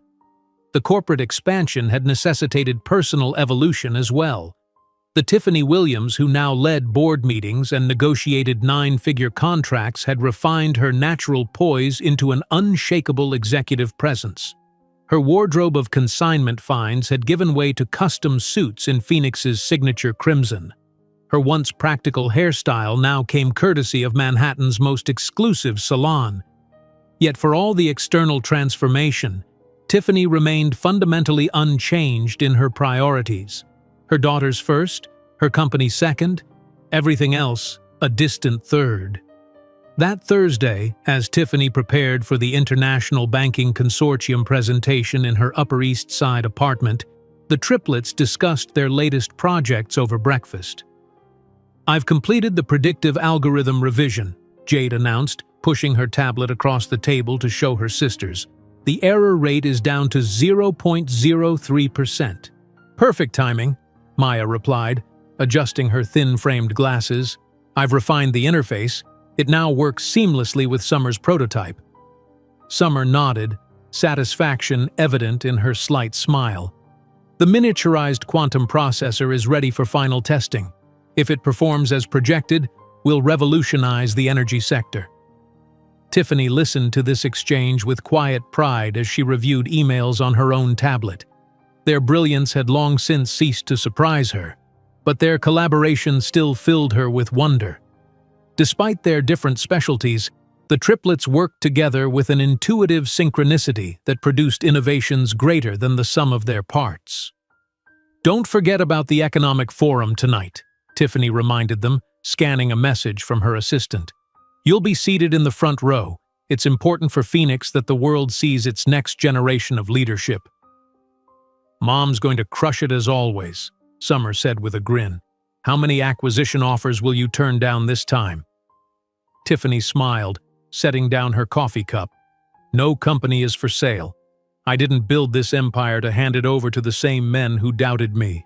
What Tiffany didn't know was that among the attendees at the New York Economic Forum would be Jackson Reed, now CEO of Reed Technologies following his father's forced retirement due to the financial scandal. Reed Technologies, once an industry giant, had been struggling since losing innovation ground to more agile competitors, primarily a mysterious Phoenix Innovations, whose founder rarely appeared in media. That afternoon, while preparing for the event at the Plaza Hotel, Tiffany received a call from Sarah. "The acquisition of Reed Quantum has been approved by their board," Sarah informed her, barely containing her excitement. "We got it for a third of market value. They're desperate." "Excellent," Tiffany replied, unaware that she had just acquired the most promising division of the company owned by the man who had abandoned her. "Send the documents for signature tomorrow. Today we have a speech to deliver." In her closet, Tiffany hesitated between two outfits. Finally, she chose the vibrant red, the color of Phoenix, the color of power, the color of a woman who would never be invisible again. Across town, in his penthouse apartment, Jackson Reed adjusted his Hermes tie while practicing his talking points for the Economic Forum. Reed Technologies had been invited to participate in a panel discussion on corporate restructuring, a diplomatic way of addressing the company's very public struggles following his father's disgrace. Reed Technologies remains committed to innovation through strategic partnerships, he rehearsed to his reflection, the words sounding hollow even to his own ears. The truth was far less polished. Reed Technologies was bleeding talent, losing market share, and running out of options. The quantum computing division had been their last truly innovative department, and the board had forced him to sell it to an anonymous buyer for fast cash. The humiliation of that concession still burned. His phone chimed with a message from his assistant. "Car waiting downstairs.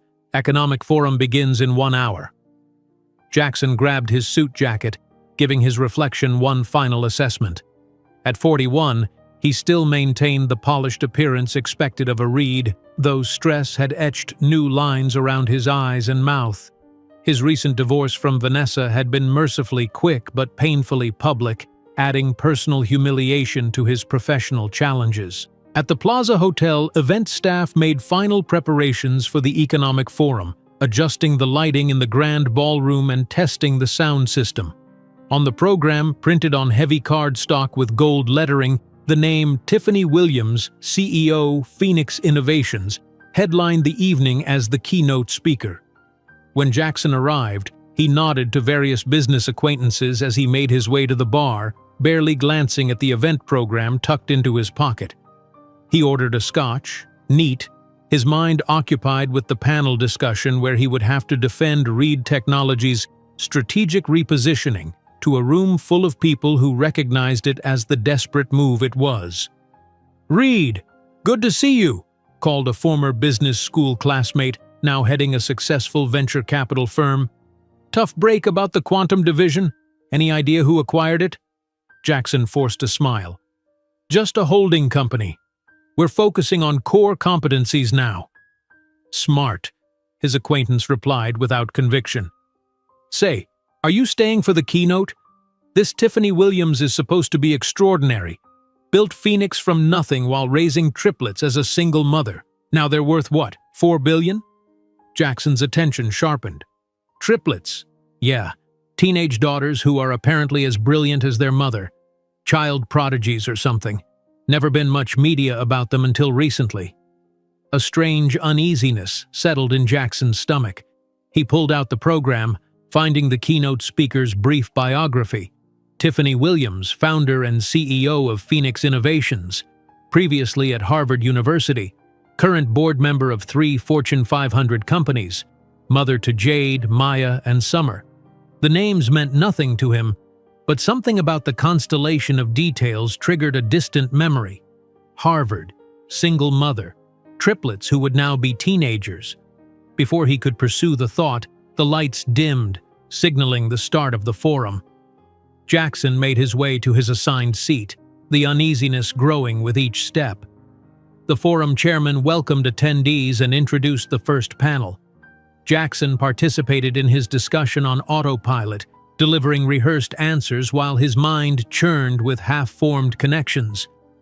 When the panels concluded, there was a short intermission before the keynote address.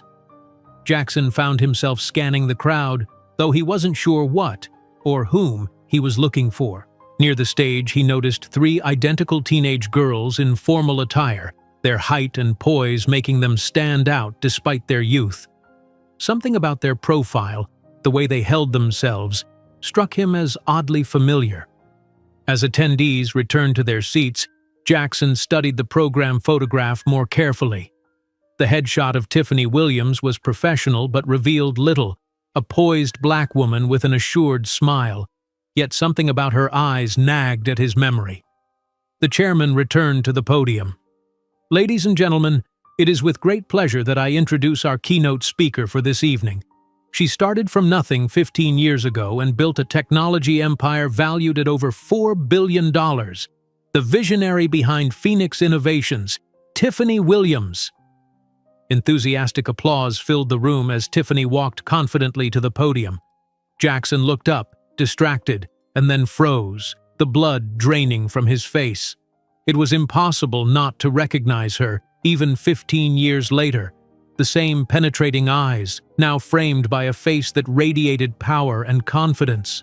Time had transformed her from a young college student into an extraordinarily powerful woman.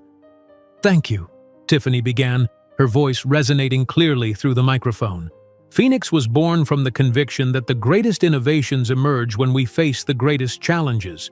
15 years ago, I was a single mother struggling to survive. Today, we command the ethical artificial intelligence revolution." In the front row, Jackson noticed the three remarkably similar teenagers, all in impeccable formal attire, all with dark hair perfectly arranged, all with his eyes. The characteristic jade green of the reeds, with the partial heterochromia that had marked his lineage for generations. The air seemed to vanish from his lungs. His hands gripped the chair arms so tightly his knuckles turned white. 15 years, 3 girls, the unmistakable eyes of his family. "I built my empire from nothing while raising my daughters in Brooklyn, without a penny of inheritance or family privilege. Just determination and the silent promise that one day we would stand at the top," Tiffany continued, her gaze sweeping the audience until it briefly rested on Jackson, a flash of cold recognition crossing her face before she moved on. "Tonight, I have the pleasure of introducing the future of Phoenix Innovations, my daughters, Jade, Maya, and Summer Williams." The 3 teenagers rose, nodding politely to the applauding audience. Tiffany continued, pride evident in her voice. "Jade has been accepted to Princeton at 15 for her work in theoretical mathematics. Maya entered MIT after developing a security system that now protects 30% of global banking transactions. And Summer will attend Stanford to continue her pioneering work in quantum computing." The audience erupted in applause while Jackson remained paralyzed, the world crumbling around him. Daughters. He had daughters, prodigies, geniuses, and he had rejected them before they were even born. While Tiffany prepared for the event in the Plaza Hotel, she didn't know that in less than 24 hours, 15 years of secrets would be exposed in a confrontation that would paralyze Manhattan's financial elite and forever change the legacy of 2 families. The realization crashed upon Jackson like a physical blow. He couldn't tear his eyes away from the 3 young women standing beside their mother. His daughters. The thought formed with terrifying clarity as he studied their features from across the ballroom. The reed jawline, the distinctive eyes, even the way they held themselves with that particular posture his mother had always insisted upon. How had he not seen this coming? The magazine cover from years ago flashed in his memory, the connection he'd dismissed now impossible to ignore. For the next 45 minutes, Jackson barely registered the content of Tiffany's presentation, absorbing only fragments while observing, hypnotized, the women who could have been his family. When Tiffany announced Phoenix's new AI platform that would render half of existing market technologies obsolete, including Reed Technologies' primary product, he barely reacted, still processing the personal earthquake reshaping his reality. Our quantum-enhanced security protocol represents a paradigm shift, Tiffany explained, her voice steady with authority as she highlighted projections on the massive screen behind her. Legacy systems simply cannot compete with the processing power and adaptive learning capabilities we've developed. Jackson watched numbly as investors around him leaned forward, captivated. His own company's security system, the Reed Secure platform that comprised 60% of their remaining revenue, had just been declared obsolete by the woman he'd once dismissed as not good enough for his world. When Tiffany concluded her presentation, the standing ovation was immediate and thunderous. Jackson rose mechanically with the crowd, his applause hollow as his mind raced with implications. 15 years ago, he'd thrown away not just a relationship, but the chance to be father to 3 extraordinary human beings, children who now stood poised to revolutionize the very industry his family had once dominated. The lights came up for the reception that followed. Servers circulated with champagne and hors d'oeuvres as the crowd broke into animated discussion groups. Jackson moved through the room like a ghost, accepting a glass of champagne that he drank too quickly, then another. His eyes never left Tiffany for long, watching as she navigated the reception with graceful efficiency, constantly surrounded by admirers and potential investors. The triplets moved through the crowd with surprising sophistication for 14-year-olds, engaging CEOs and scientists in complex conversations. Jackson observed from a distance, noting how Maya gestured expressively when explaining technical concepts, how Jade maintained direct eye contact during discussions, how Summer listened with analytical intensity before offering precise responses. They displayed none of the awkwardness typical of teenagers, only a confident poise that mirrored their mothers. "Reed, what did you think of the keynote?" asked Bernard Goldman, a venture capitalist who sat on Reed Technologies' board. "That Phoenix AI platform is going to disrupt the entire security sector. Your Reed Secure will need a complete overhaul to compete." "We're exploring options," Jackson replied automatically, his attention still fixed on Tiffany across the room.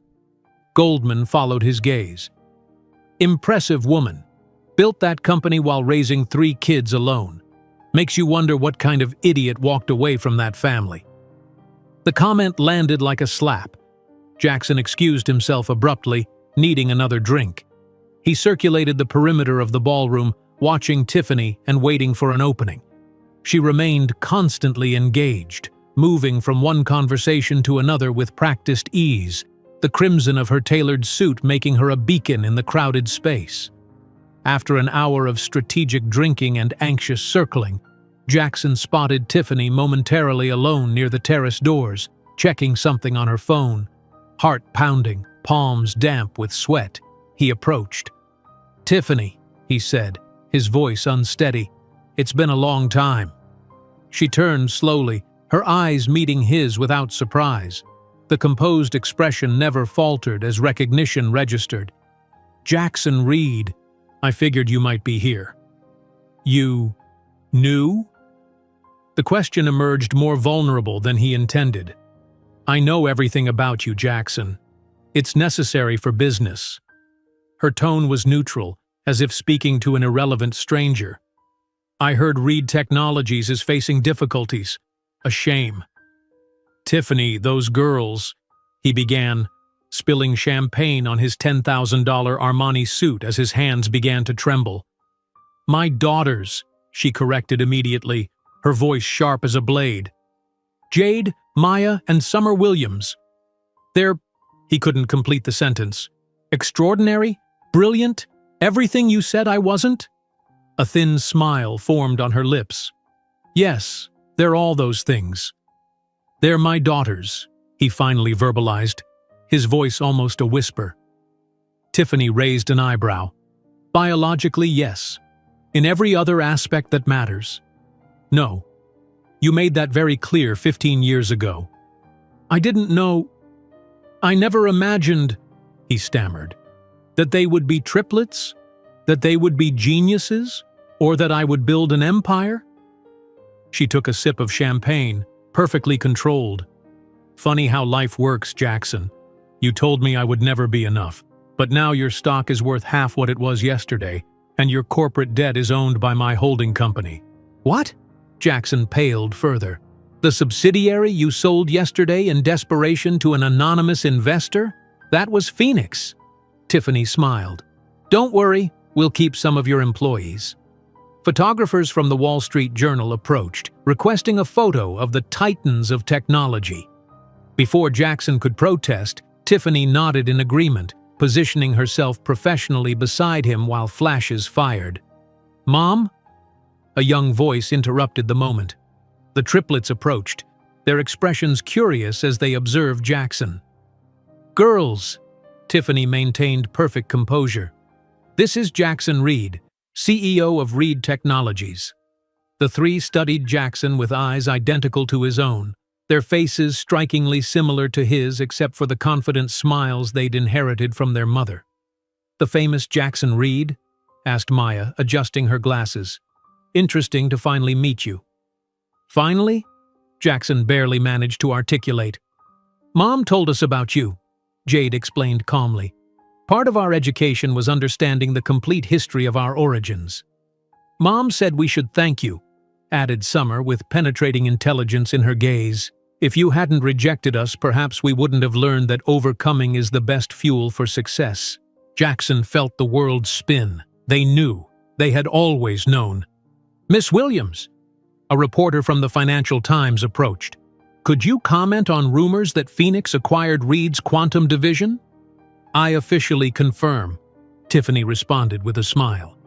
Phoenix Innovations has just added Reed Quantum to our portfolio for $400 million, a third of its real value but appropriate given their current financial situation. Smartphones around them began to light up with notifications as the news spread instantly. Jackson watched helpless as his company was dismembered in real time before the industry's leaders. If you'll excuse us, said Tiffany, checking her elegant watch. Our helicopter is waiting. We have a video conference with investors in Tokyo before dawn. As Jackson stood paralyzed, Tiffany and her daughters moved toward the hotel's helipad, dozens of executives and reporters following them like a royal court. On the terrace, alone with his half-empty champagne flute, he pulled out his phone to see the headline appearing on devices all around. Technology phenomenon reveals. Prodigy daughters are rejected. Heirs of Reed Empire. The twist that shook Wall Street. The next morning proved brutal for Jackson Reed.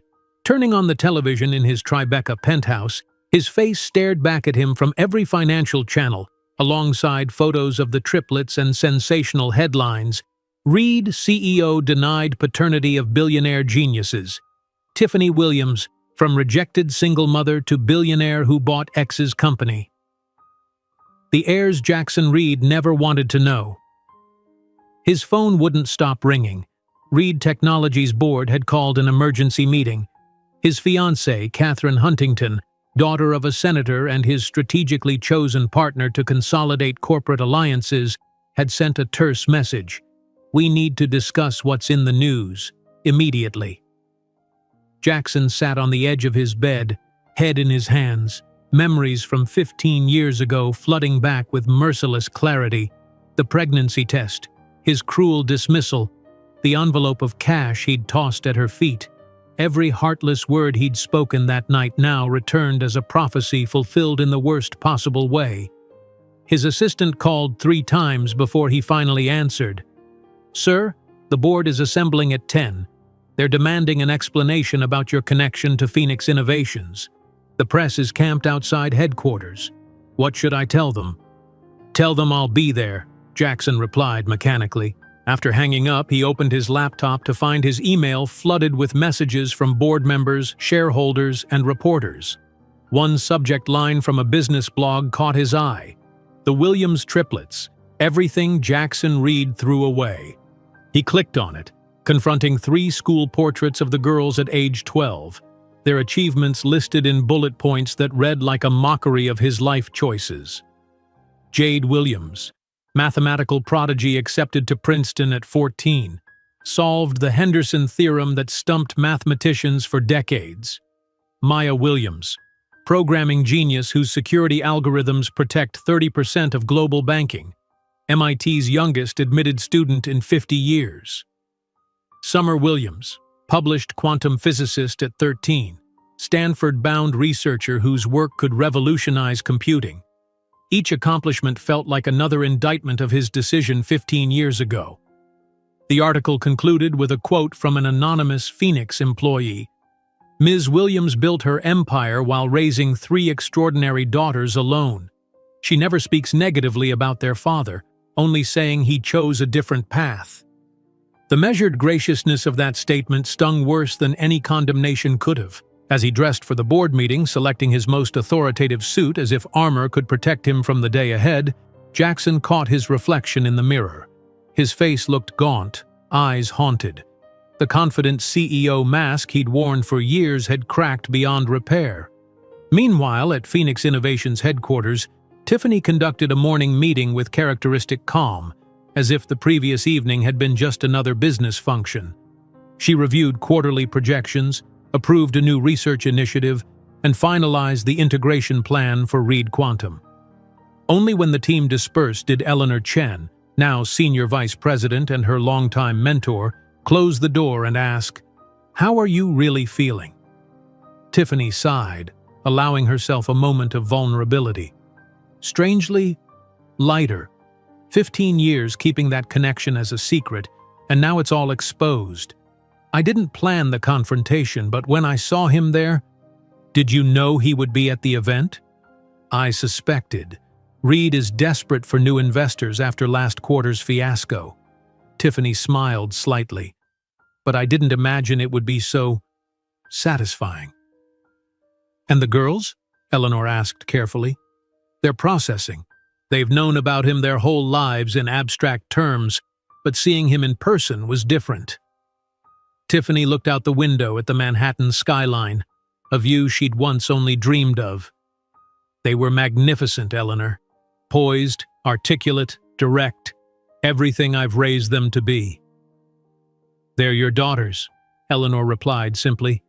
They couldn't be anything less. Tiffany's phone chimed with an alert. The Financial Times had published their exclusive on Phoenix's acquisition of Reed Quantum. The headline read, "Phoenix rises as Reed falls. The corporate takeover with a personal twist." When Tiffany pronounced the words, "I have the pleasure of introducing the future of Phoenix Innovations, my daughters, Jade, Maya, and Summer Williams," the world around Jackson Reed disappeared, replaced by the devastating realization that the 3 teenagers rising to the applause were not just the heirs to the empire he coveted, but the genetic legacy he had so cruelly rejected. The grand ballroom of the Plaza Hotel had transformed into a battlefield, though the weapons were words and the casualties measured in reputation and market value.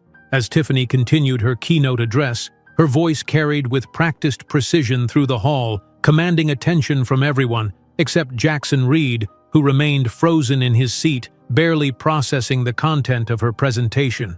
His mind had short-circuited, stuck in an endless loop of recognition and denial. Tiffany's slides changed seamlessly behind her, displaying Phoenix's revolutionary technologies with elegant simplicity. Our new Phoenix Quantum AI platform represents the convergence of quantum computing and machine learning, she explained, gesturing toward the complex diagrams that somehow made perfect sense under her narration. This integration allows for security protocols that can predict attacks before traditional systems would even detect a threat. In the front row, the triplets watched their mother with identical expressions of pride. They'd seen earlier versions of this presentation, had contributed to the underlying technologies, yet still regarded Tiffany with undisguised admiration. The practical application, Tiffany continued, means that systems like Reed Secure, which rely on reactive protection methods, will become as obsolete as firewalls from the early 2000s. The pointed reference wasn't lost on the audience. Several heads turned subtly toward Jackson, whose company's primary security product had just been publicly relegated to the technological graveyard. Reed Technologies shareholders exchanged worried glances, mental calculations of stock devaluation already running through their minds. Jackson barely registered the direct hit to his company. His attention remained transfixed on the three young women in the front row, each with his eyes, his jawline, his family's distinctive heterochromia, the golden fleck in the left iris that had marked Reed's for generations. Phoenix will begin implementing quantum AI for our banking clients next quarter, Tiffany announced. We project a 60% reduction in successful breach attempts across all sectors, with financial institutions seeing the most immediate benefits.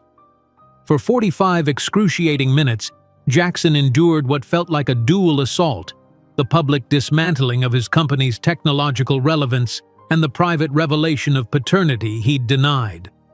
When Tiffany finally concluded her presentation, the audience rose in a standing ovation. Jackson stood mechanically, his applause hollow as he watched investors and competitors flock toward the stage, eager to align themselves with the future Tiffany Williams had just outlined. The reception that followed was equally torturous. Jackson circulated the edges of the ballroom, accepting congratulations for a panel discussion he barely remembered participating in, all while keeping Tiffany in his peripheral vision.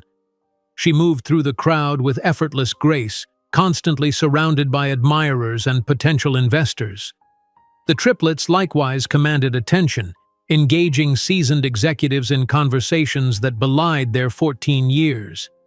Maya explained complex coding principles to the CTO of a major bank.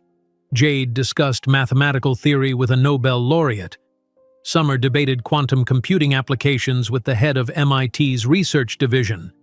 Jackson drank champagne too quickly, accepting new glasses from passing servers without counting. Liquid courage, he told himself, though it did nothing to steady his nerves. After an hour of strategic positioning, he finally found his opportunity when Tiffany stepped momentarily away from her admirers, checking her phone near a relatively quiet corner. "Tiffany," he approached, his voice almost a whisper. "We need to talk." She looked up, her expression revealing nothing. "I believe we're talking now, Jackson." "Privately," he insisted. "Please. There's nothing private to discuss." Her voice remained professionally neutral. "Any business between Phoenix and Reed Technologies can go through proper channels. This isn't about business." He glanced around nervously.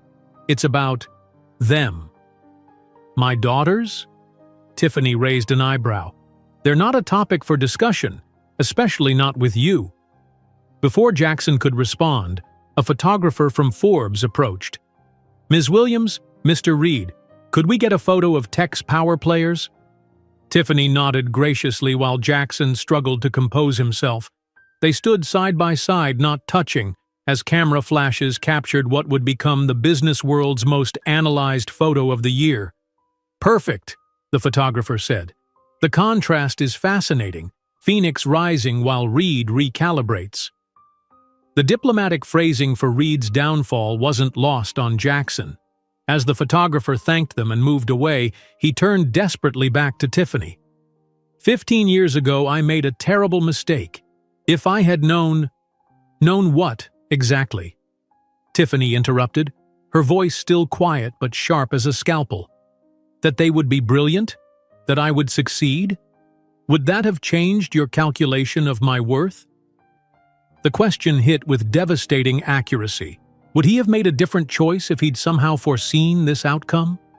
The honest answer shamed him into silence. "Mom?" Maya's voice broke the tension as the triplets approached. "Dr. Hirano wants to discuss implementing quantum AI at the Tokyo Exchange." Tiffany turned to her daughters, her expression softening instantly. "Of course, let me introduce you properly." Jackson stood awkwardly as the three teenagers regarded him with identical analytical gazes.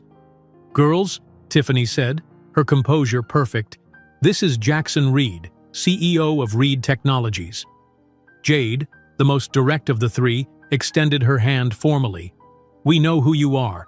Your company pioneered integrated security protocols in the early 2000s, innovative for its time." The polite acknowledgement of past relevance cut deeper than outright dismissal would have. Jackson shook her hand, overwhelmed by the strange sensation of touching his daughter for the first time. "The famous Jackson Reed," Maya observed, adjusting her glasses. "Interesting to finally meet you." "Finally?" The word escaped him as a question. "Mom told us about you years ago," Summer explained. "We've always known our complete origin story." "You knew about me?" Jackson looked between the three faces, so like his own, yet animated by expressions and intelligence that were entirely foreign. "Of course," Jade replied matter-of-factly. "Mom believes in complete honesty. She explained that you chose your career and social position over parenthood, a valid life choice, if short-sighted in retrospect." The clinical assessment of his cruelest decision, delivered in his own daughter's voice, left Jackson speechless. "She also told us we should be grateful," Summer added, her gaze disconcertingly perceptive. "Your rejection taught us early that external validation is irrelevant to intrinsic worth." "I didn't reject," Jackson began, but Maya interrupted. "Your exact words, according to Mom, were, 'You're just a temporary mistake, Tiffany. Never enough for someone like me,' and something about needing someone from your circle who understood your world." Maya recited his 15-year-old cruelty with perfect recall. "That constitutes rejection by any standard definition." Jackson stared, horrified to hear his worst moment quoted verbatim by a child he'd never known. Had Tiffany truly shared every detail with them? The thought that these brilliant young women had grown up knowing precisely how he'd dismissed their mother, and by extension them, made him physically ill. "Miss Williams!" A reporter from the Financial Times approached, notepad ready. "I'm hoping for a comment on the market implications of your keynote, and perhaps a response to rumors that Phoenix has acquired Reed Quantum." Tiffany smiled graciously. "I can confirm that Phoenix Innovations has indeed added Reed Quantum to our portfolio for $400 million, approximately one-third of its actual value, but appropriate given their current financial circumstances." The reporter's eyes widened at the confirmation. "And the timing of this announcement, coming as it does after revealing your biological connection to Mr. Reed's family line, was that strategic?" "The acquisition was purely business," Tiffany replied smoothly. "Reed Quantum has valuable intellectual property that aligns with our development roadmap. The personal connection is incidental and historical." Smartphones around them began lighting up with notifications as the news spread. Jackson watched, helpless, as his company's dismemberment became breaking news in real time.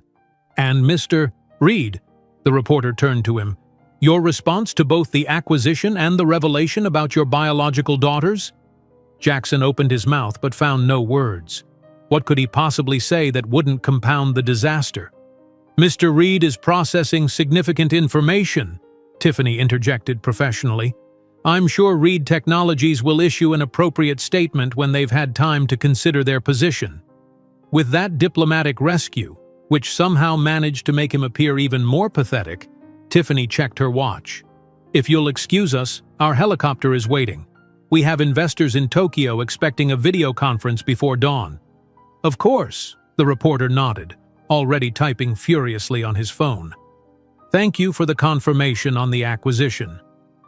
As Tiffany guided her daughters toward the exit, Summer turned back briefly, meeting Jackson's gaze with an expression too complex for her 14 years. Statistically speaking, most people regret their actions of omission more than their actions of commission as they age. Something to consider. With that parting comment, neither accusation nor absolution, the Williams women departed, leaving Jackson alone with his champagne flute and the gathering storm of reporters who had just realized his presence. He retreated to the terrace, desperate for air and momentary escape. His phone vibrated continuously in his pocket, undoubtedly the board, his PR team, Catherine, all demanding explanations he couldn't provide. Through the glass doors, he could see the ballroom buzzing with activity. Guests huddled around phones and tablets, everyone discussing the bombshell that had just exploded in their midst. A waiter approached with a fresh glass of champagne. "Sir, you might want to see this." He discreetly offered his tablet, open to a breaking news alert. The headline glared up at Jackson, accompanied by the photo taken minutes earlier of him standing beside Tiffany. "Technology phenomenon reveals. Prodigy daughters are rejected.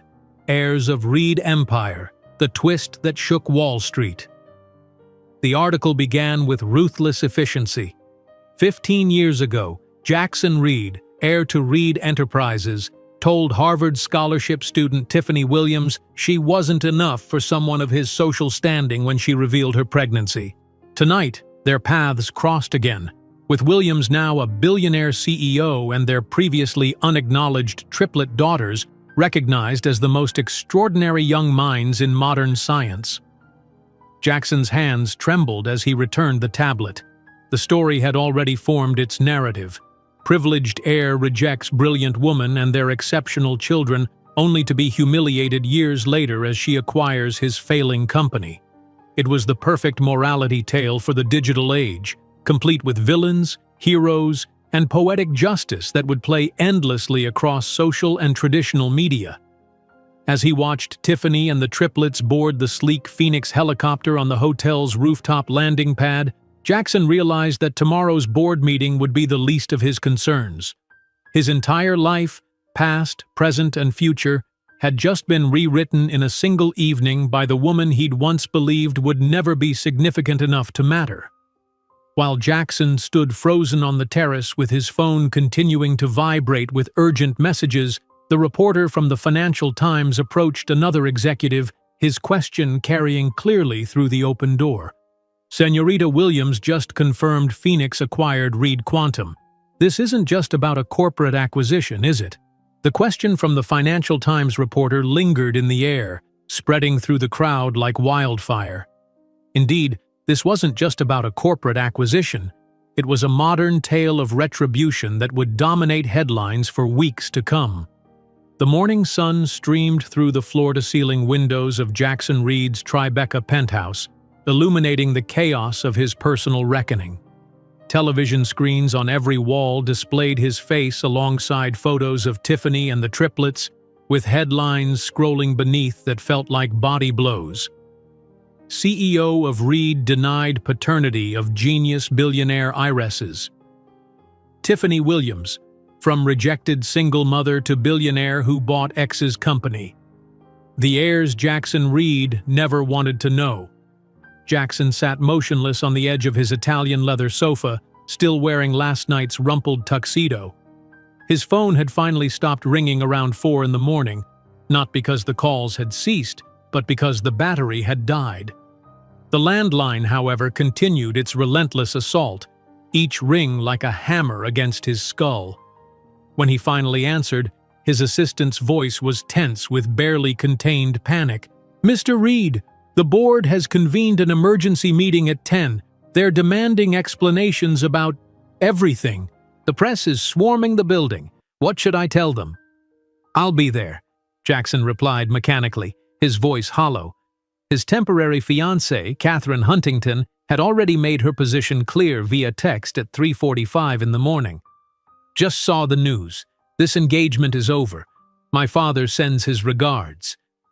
The message concluded with a photo of her empty ring finger. Catherine had been a strategic choice, daughter of Senator Huntington, with connections that could stabilize Reed Technologies' government contracts.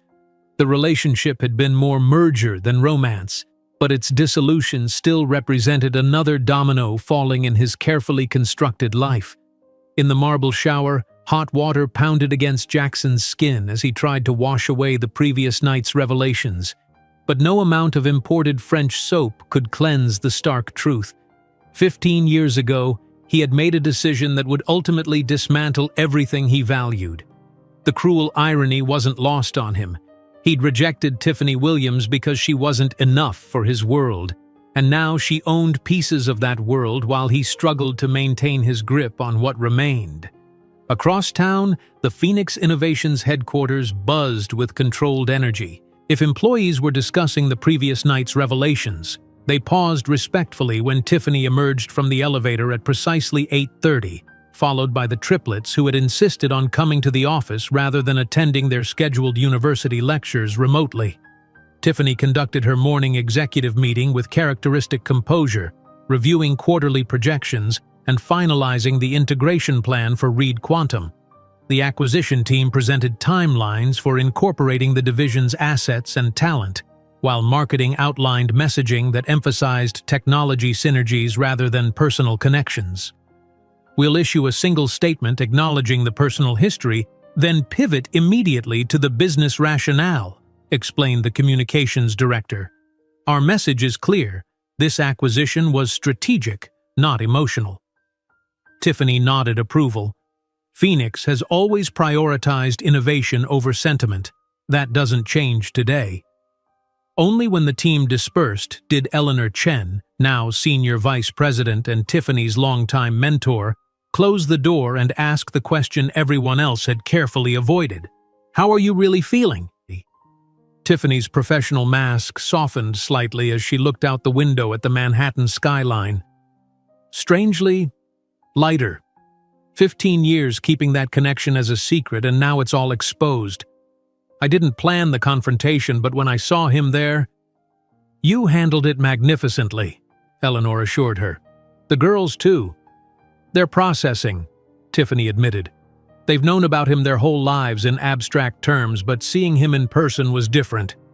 Eleanor studied her protégé with concern. And the acquisition timing?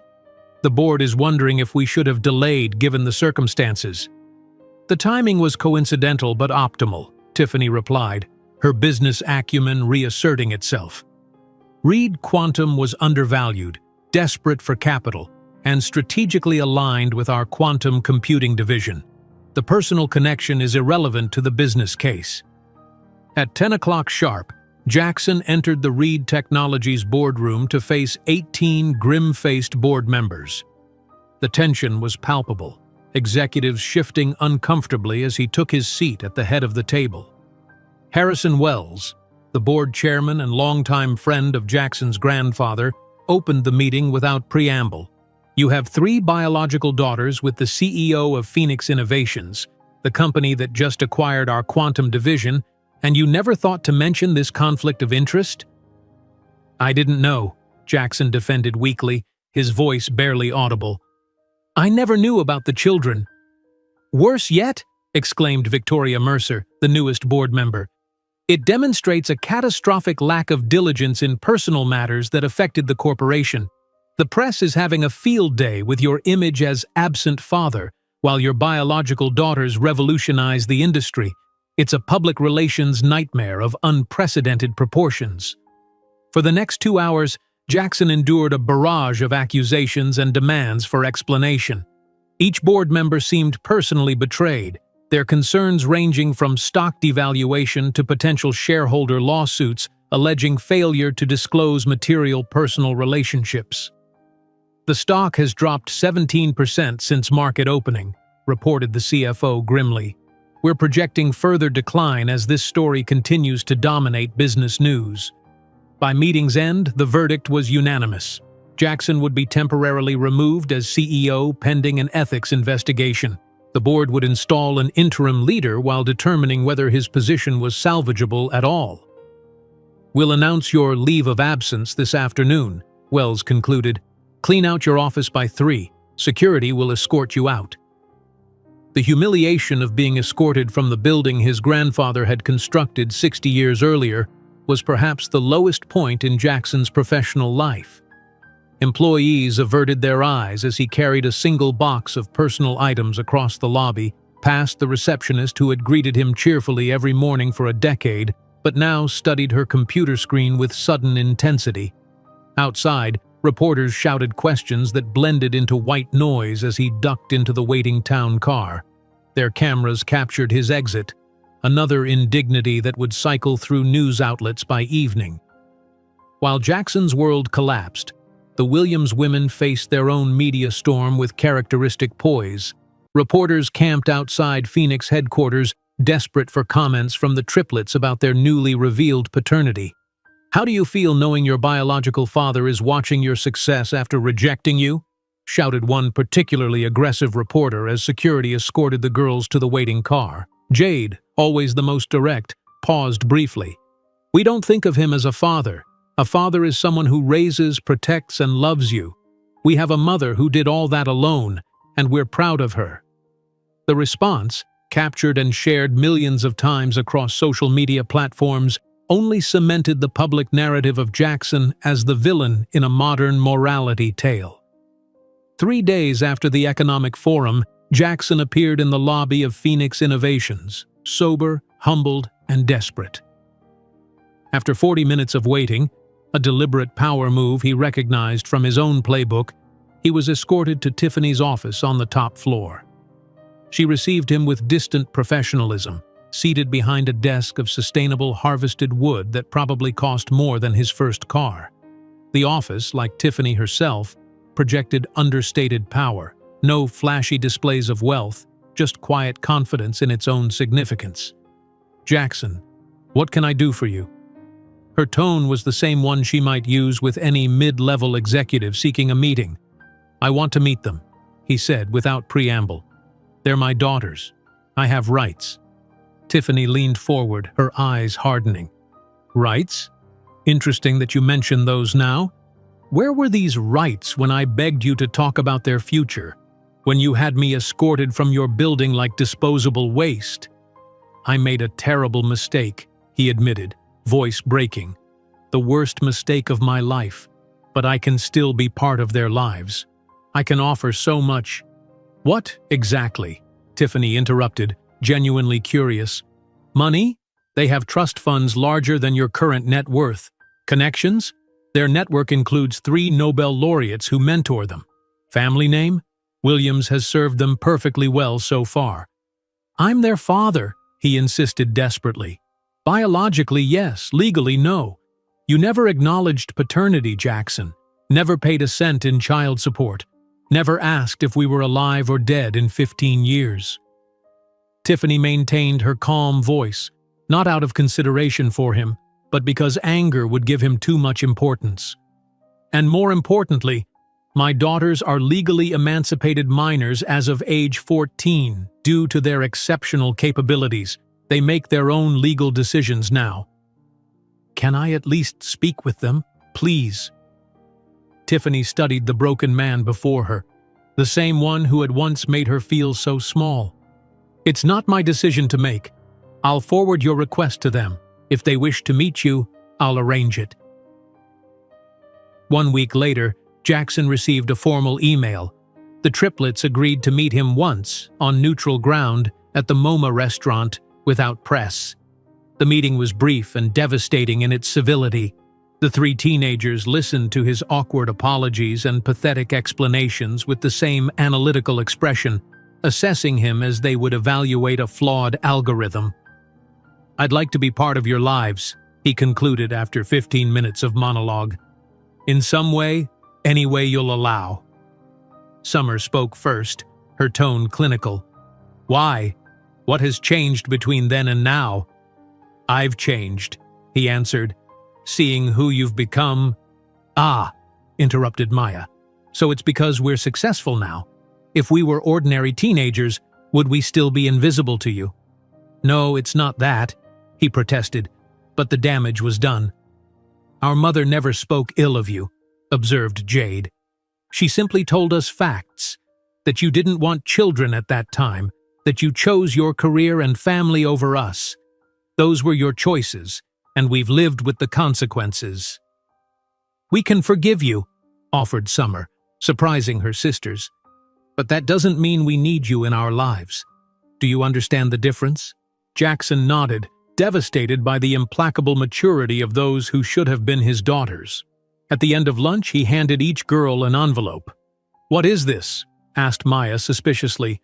"Reed Technologies shares in your names. It's all I can offer." The 3 exchanged identical looks before Jade responded, "We appreciate the gesture, but we cannot accept.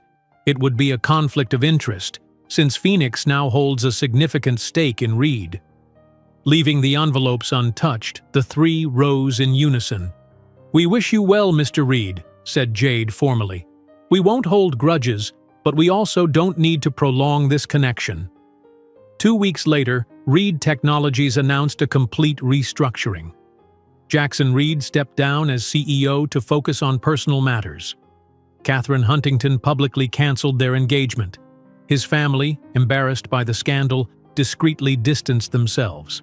In his emptied apartment, Jackson watched Tiffany's CNBC interview through the window overlooking the Manhattan skyline.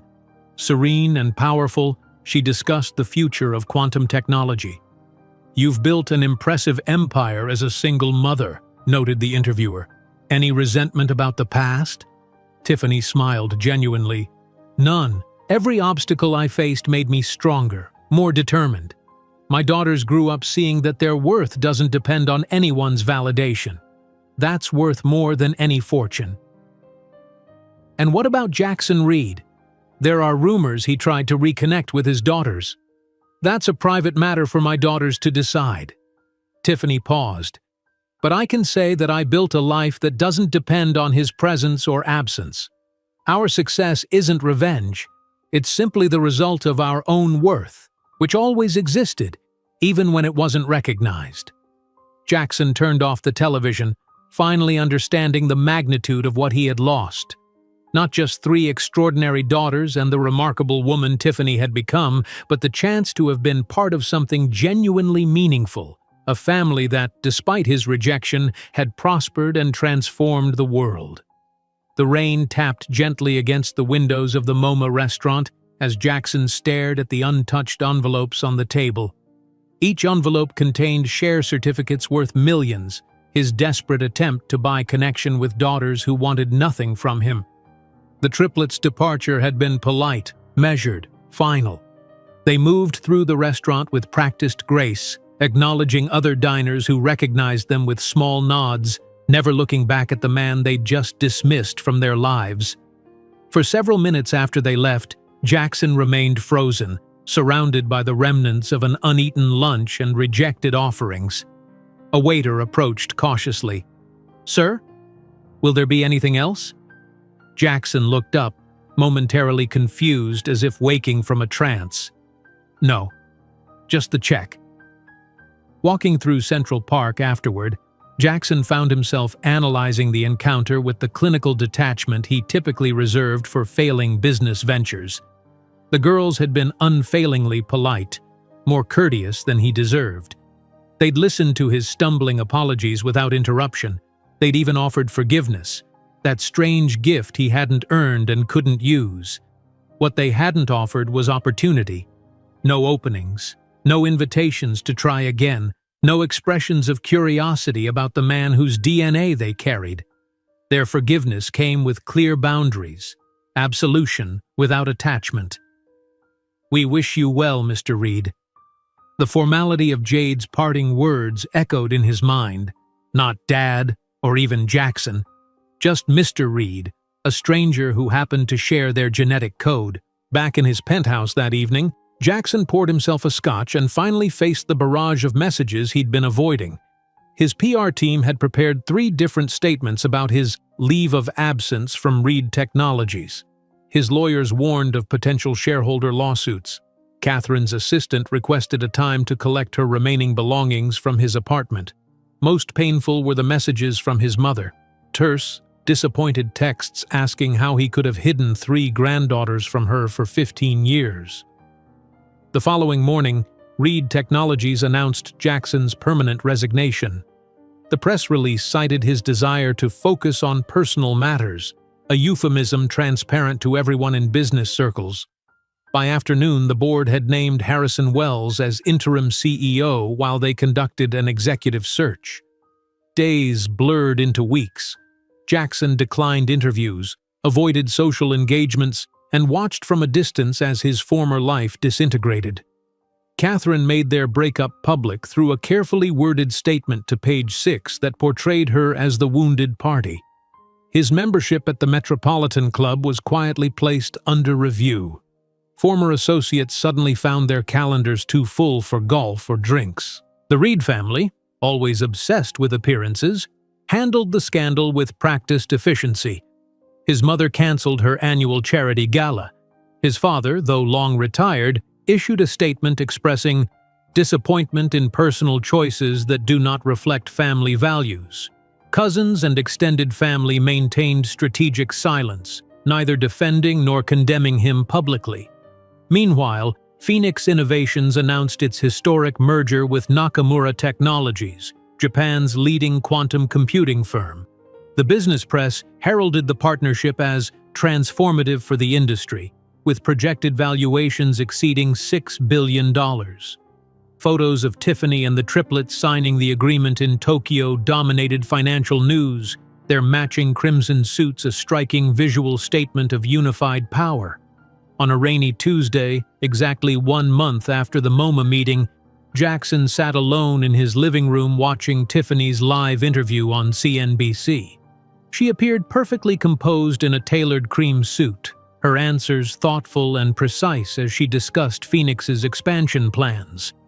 The Nakamura merger represents a natural evolution of our quantum computing division, she explained. Their hardware capabilities complement our security protocols, creating an integrated ecosystem that's greater than the sum of its parts. The interviewer nodded appreciatively before shifting tone. On a personal note, you've built an extraordinary empire as a single mother. Many in your position might harbor resentment about past obstacles. Do you? Tiffany's expression remained serene. None whatsoever. Every challenge I encountered became a catalyst for growth and determination. My daughters grew up seeing that their worth doesn't depend on external validation. That lesson is more valuable than any fortune. Speaking of your daughters, the interviewer continued, there have been rumors that Jackson Reed attempted to reconnect with them after the Economic Forum revelations. Can you comment on that? That's a private matter for my daughters to decide, Tiffany replied diplomatically. They're extraordinary young women who make their own informed choices. What I can say is that I built a life that doesn't depend on his presence or absence. Our success isn't revenge. It's simply the result of our own worth, which always existed, even when it wasn't recognized. The camera cut to a recent photo of the triplets at a global technology conference, their poised smiles and confident postures belying their 14 years. Jackson stared at the screen, searching their faces for any trace of himself beyond the superficial genetic markers. What he found instead was Tiffany, her determination, her intelligence, her dignity reflected in 3 different expressions of the same resilient spirit. He turned off the television, finally understanding the magnitude of what he'd lost. Not just 3 extraordinary daughters and the remarkable woman Tiffany had become, but the chance to have been part of something genuinely meaningful, a family that, despite his rejection, had prospered and transformed the world. The following day, Jackson met with his financial advisors. For hours, they reviewed his personal holdings, separate from Reed Technologies. Despite the company's struggles, Jackson's personal wealth remained substantial.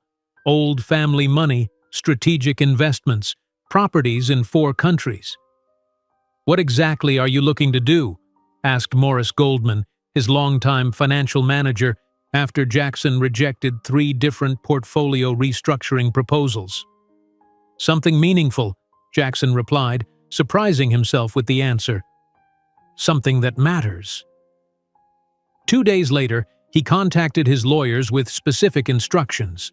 By week's end, paperwork was filed establishing the New Beginnings Foundation, endowed with his remaining shares in Reed Technologies and $20 million in personal assets. The foundation's mission, providing educational and professional support to single mothers facing financial hardship. The press release went out without fanfare, a small notice in the business section that most readers overlooked. It stated simply that Jackson Reed had donated his remaining stake in Reed Technologies to fund scholarships and entrepreneurial grants for single mothers. No mention of Tiffany or the triplets, no public atonement or plea for redemption, just a quiet acknowledgement of a debt that could never truly be repaid. 3 months later, in a small conference room at New York University, Jackson sat at the back as 20 women received the foundation's first grants. Each recipient had a story of perseverance, single mothers working multiple jobs while pursuing degrees or building businesses. As they accepted their awards, many spoke of children watching them struggle, of sacrifices made, of determination fueled by necessity. Jackson remained anonymous, introduced only as a foundation representative by the program director. He had no desire for recognition or gratitude. This wasn't about redemption in others' eyes. It was about finding purpose in the wreckage of his former life. After the ceremony, one recipient approached him, a young woman juggling nursing school with raising twin boys. "Thank you," she said simply. "This grant means my sons won't have to choose between heat and dinner this winter." Jackson nodded, unable to find adequate words. What could he possibly say to someone embodying the strength he had once dismissed so callously? That evening, alone in his apartment, now downsized to a more modest Upper West Side condo, Jackson opened his laptop and did something he'd been avoiding for months. He searched for information about the triplets, not through news articles or business profiles, but through their academic work. Jade's mathematical theories on computational efficiency, Maya's papers on ethical AI development, Summer's quantum research published in prestigious scientific journals. He read until dawn, understanding perhaps 10% of the technical content but recognizing in every paper the extraordinary minds he had no part in shaping. 6 months after the economic forum that changed everything, Phoenix Innovations hosted the Global Technology Summit, the industry's premier gathering of innovators and thought leaders. Jackson watched the live stream from his apartment, an outsider peering into a world where he once commanded respect. The summit's closing ceremony featured Tiffany Williams delivering the keynote address, with the triplets joining her on stage for the announcement of Phoenix's newest initiative, a global educational platform providing free advanced technical training to underprivileged students. Technology's transformative power should never be limited by economic circumstance, Tiffany declared to thunderous applause. Phoenix Academy will identify brilliant minds wherever they exist and give them the tools to reshape our collective future. The camera panned to the triplets, now 15, standing tall and proud in matching crimson suits. They formed a perfect line with their mother, 4 extraordinary women who had transformed rejection into empire, dismissal into determination. As the audience rose in standing ovation, Jackson noticed something he'd missed before. Behind the confident smiles and poised exteriors, each of the triplets possessed a distinct expression of Tiffany's resilience, Jade's unwavering focus, Maya's innovative spirit, Summer's analytical depth. Their eyes might carry his genetic signature, but their souls reflected the woman who had raised them to believe in their intrinsic worth regardless of external validation. Jackson closed his laptop as the live stream ended. The regret that had consumed him for months had gradually transformed into something else. Not acceptance exactly, but recognition. The Williams women didn't need his redemption story. They had written their own narrative of success without him, and perhaps his only contribution now was to respect the boundaries they had established. The next morning's Financial Times included a small notice that Jackson Reed had been appointed executive director of the New Beginnings Foundation, now expanding its mission to include technology education for children of single-parent households. The article made no connection to Phoenix Academy or the Williams family. Those dots were left for informed readers to connect themselves. In her office overlooking Manhattan, Tiffany read the notice, a thoughtful expression crossing her face before she turned to more pressing matters. The past had its place, but her focus remained where it had always been, on building a future defined by possibility rather than limitation, by capability rather than circumstance. On the stage of the Global Technology Conference, Tiffany Williams and her daughters, Jade, Maya, and Summer, formed a perfect line in their coordinated crimson attire, 4 extraordinary women who had transformed cruel rejection into a billion-dollar empire, proving that the greatest legacy comes not from the name one inherits, but from the value one creates for the world, a truth that Jackson Reed understood too late, but that might serve as a lesson for others who confuse privilege with worth. If you enjoyed today's video, I'm sure you'll love the next one. Don't waste time. Just click on the screen.